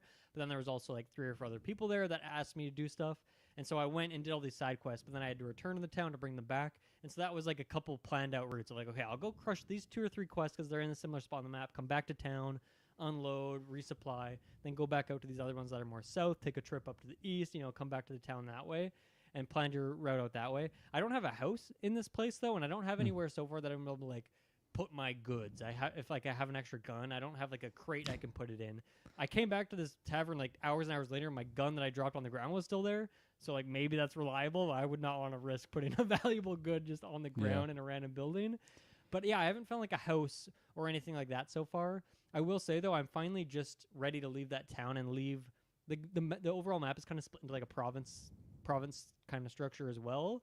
And when you zoom out on this map, holy shit, I feel like I've probably put like 6-7 hours in this game. I've discovered like 4% of this map. This map is Holy crap. huge. And when you like there's little points of interest you can kind of see, like not icons but just like, oh, that looks like a bigger establishment, bigger settlement. But yeah, I'm curious because like no one really lives in the zone forever, like in the location in this game. Like people just kind of come and go. I mean, even though there's a town set up, so I don't know, maybe I'm wrong about that. I don't know too much about the lore. But yeah, I'm curious because like your character, it's not like he's come here to live. I think he's come here like to get a specific thing. So I don't know. I don't know how that would work, but hopefully I do get some sort of home base. But I don't even know if there's fast travel in this game. I haven't actually tried if it does exist because so far, like I said, I've kind of been circling this one town. So I don't even know. Yeah, I don't even know if there's fast travel, and therefore if a house would make sense or not.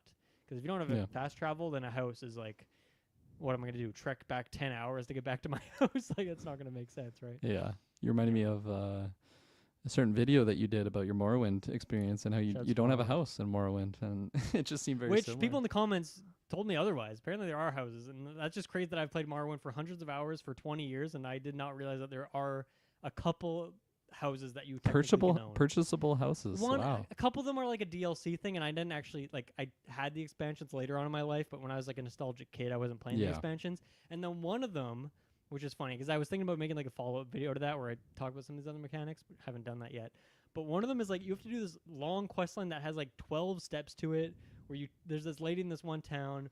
You help her out with this quest. You go find this thing. You take out this one guy. You go to this other place. You do all these crazy steps. And then you like she kind of becomes your girlfriend, and then she like gives you a key to her house, and then you can just like live in her house. So that's it's not your house. You can't buy it, you can't upgrade it or change it.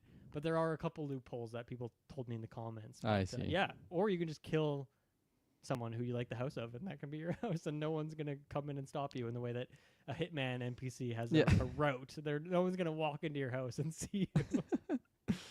I love it. Yeah. I think that's all my thoughts on Stalker 2. I like I said, I don't know how much I want to commit to it right now. I am being compelled to it, but it also is not a great state. So we'll see what happens there. A lot of games on the horizon here as we close in on the end of the year. But yeah, Kirkland, this is a really fun episode. A lot of games, a lot of things we had to talk about. So that's always a good time. Next week will be me, you, and Taylor, I believe, for a little Game Awards predictions. I think that's next Hell week's yeah. episode on the calendar there. I'd have to double check. But yeah, that's coming up soon. So everyone look forward to that. That'll be a fun time. And yeah, thank you everyone for listening. We'll see you then. Bye-bye. Bye.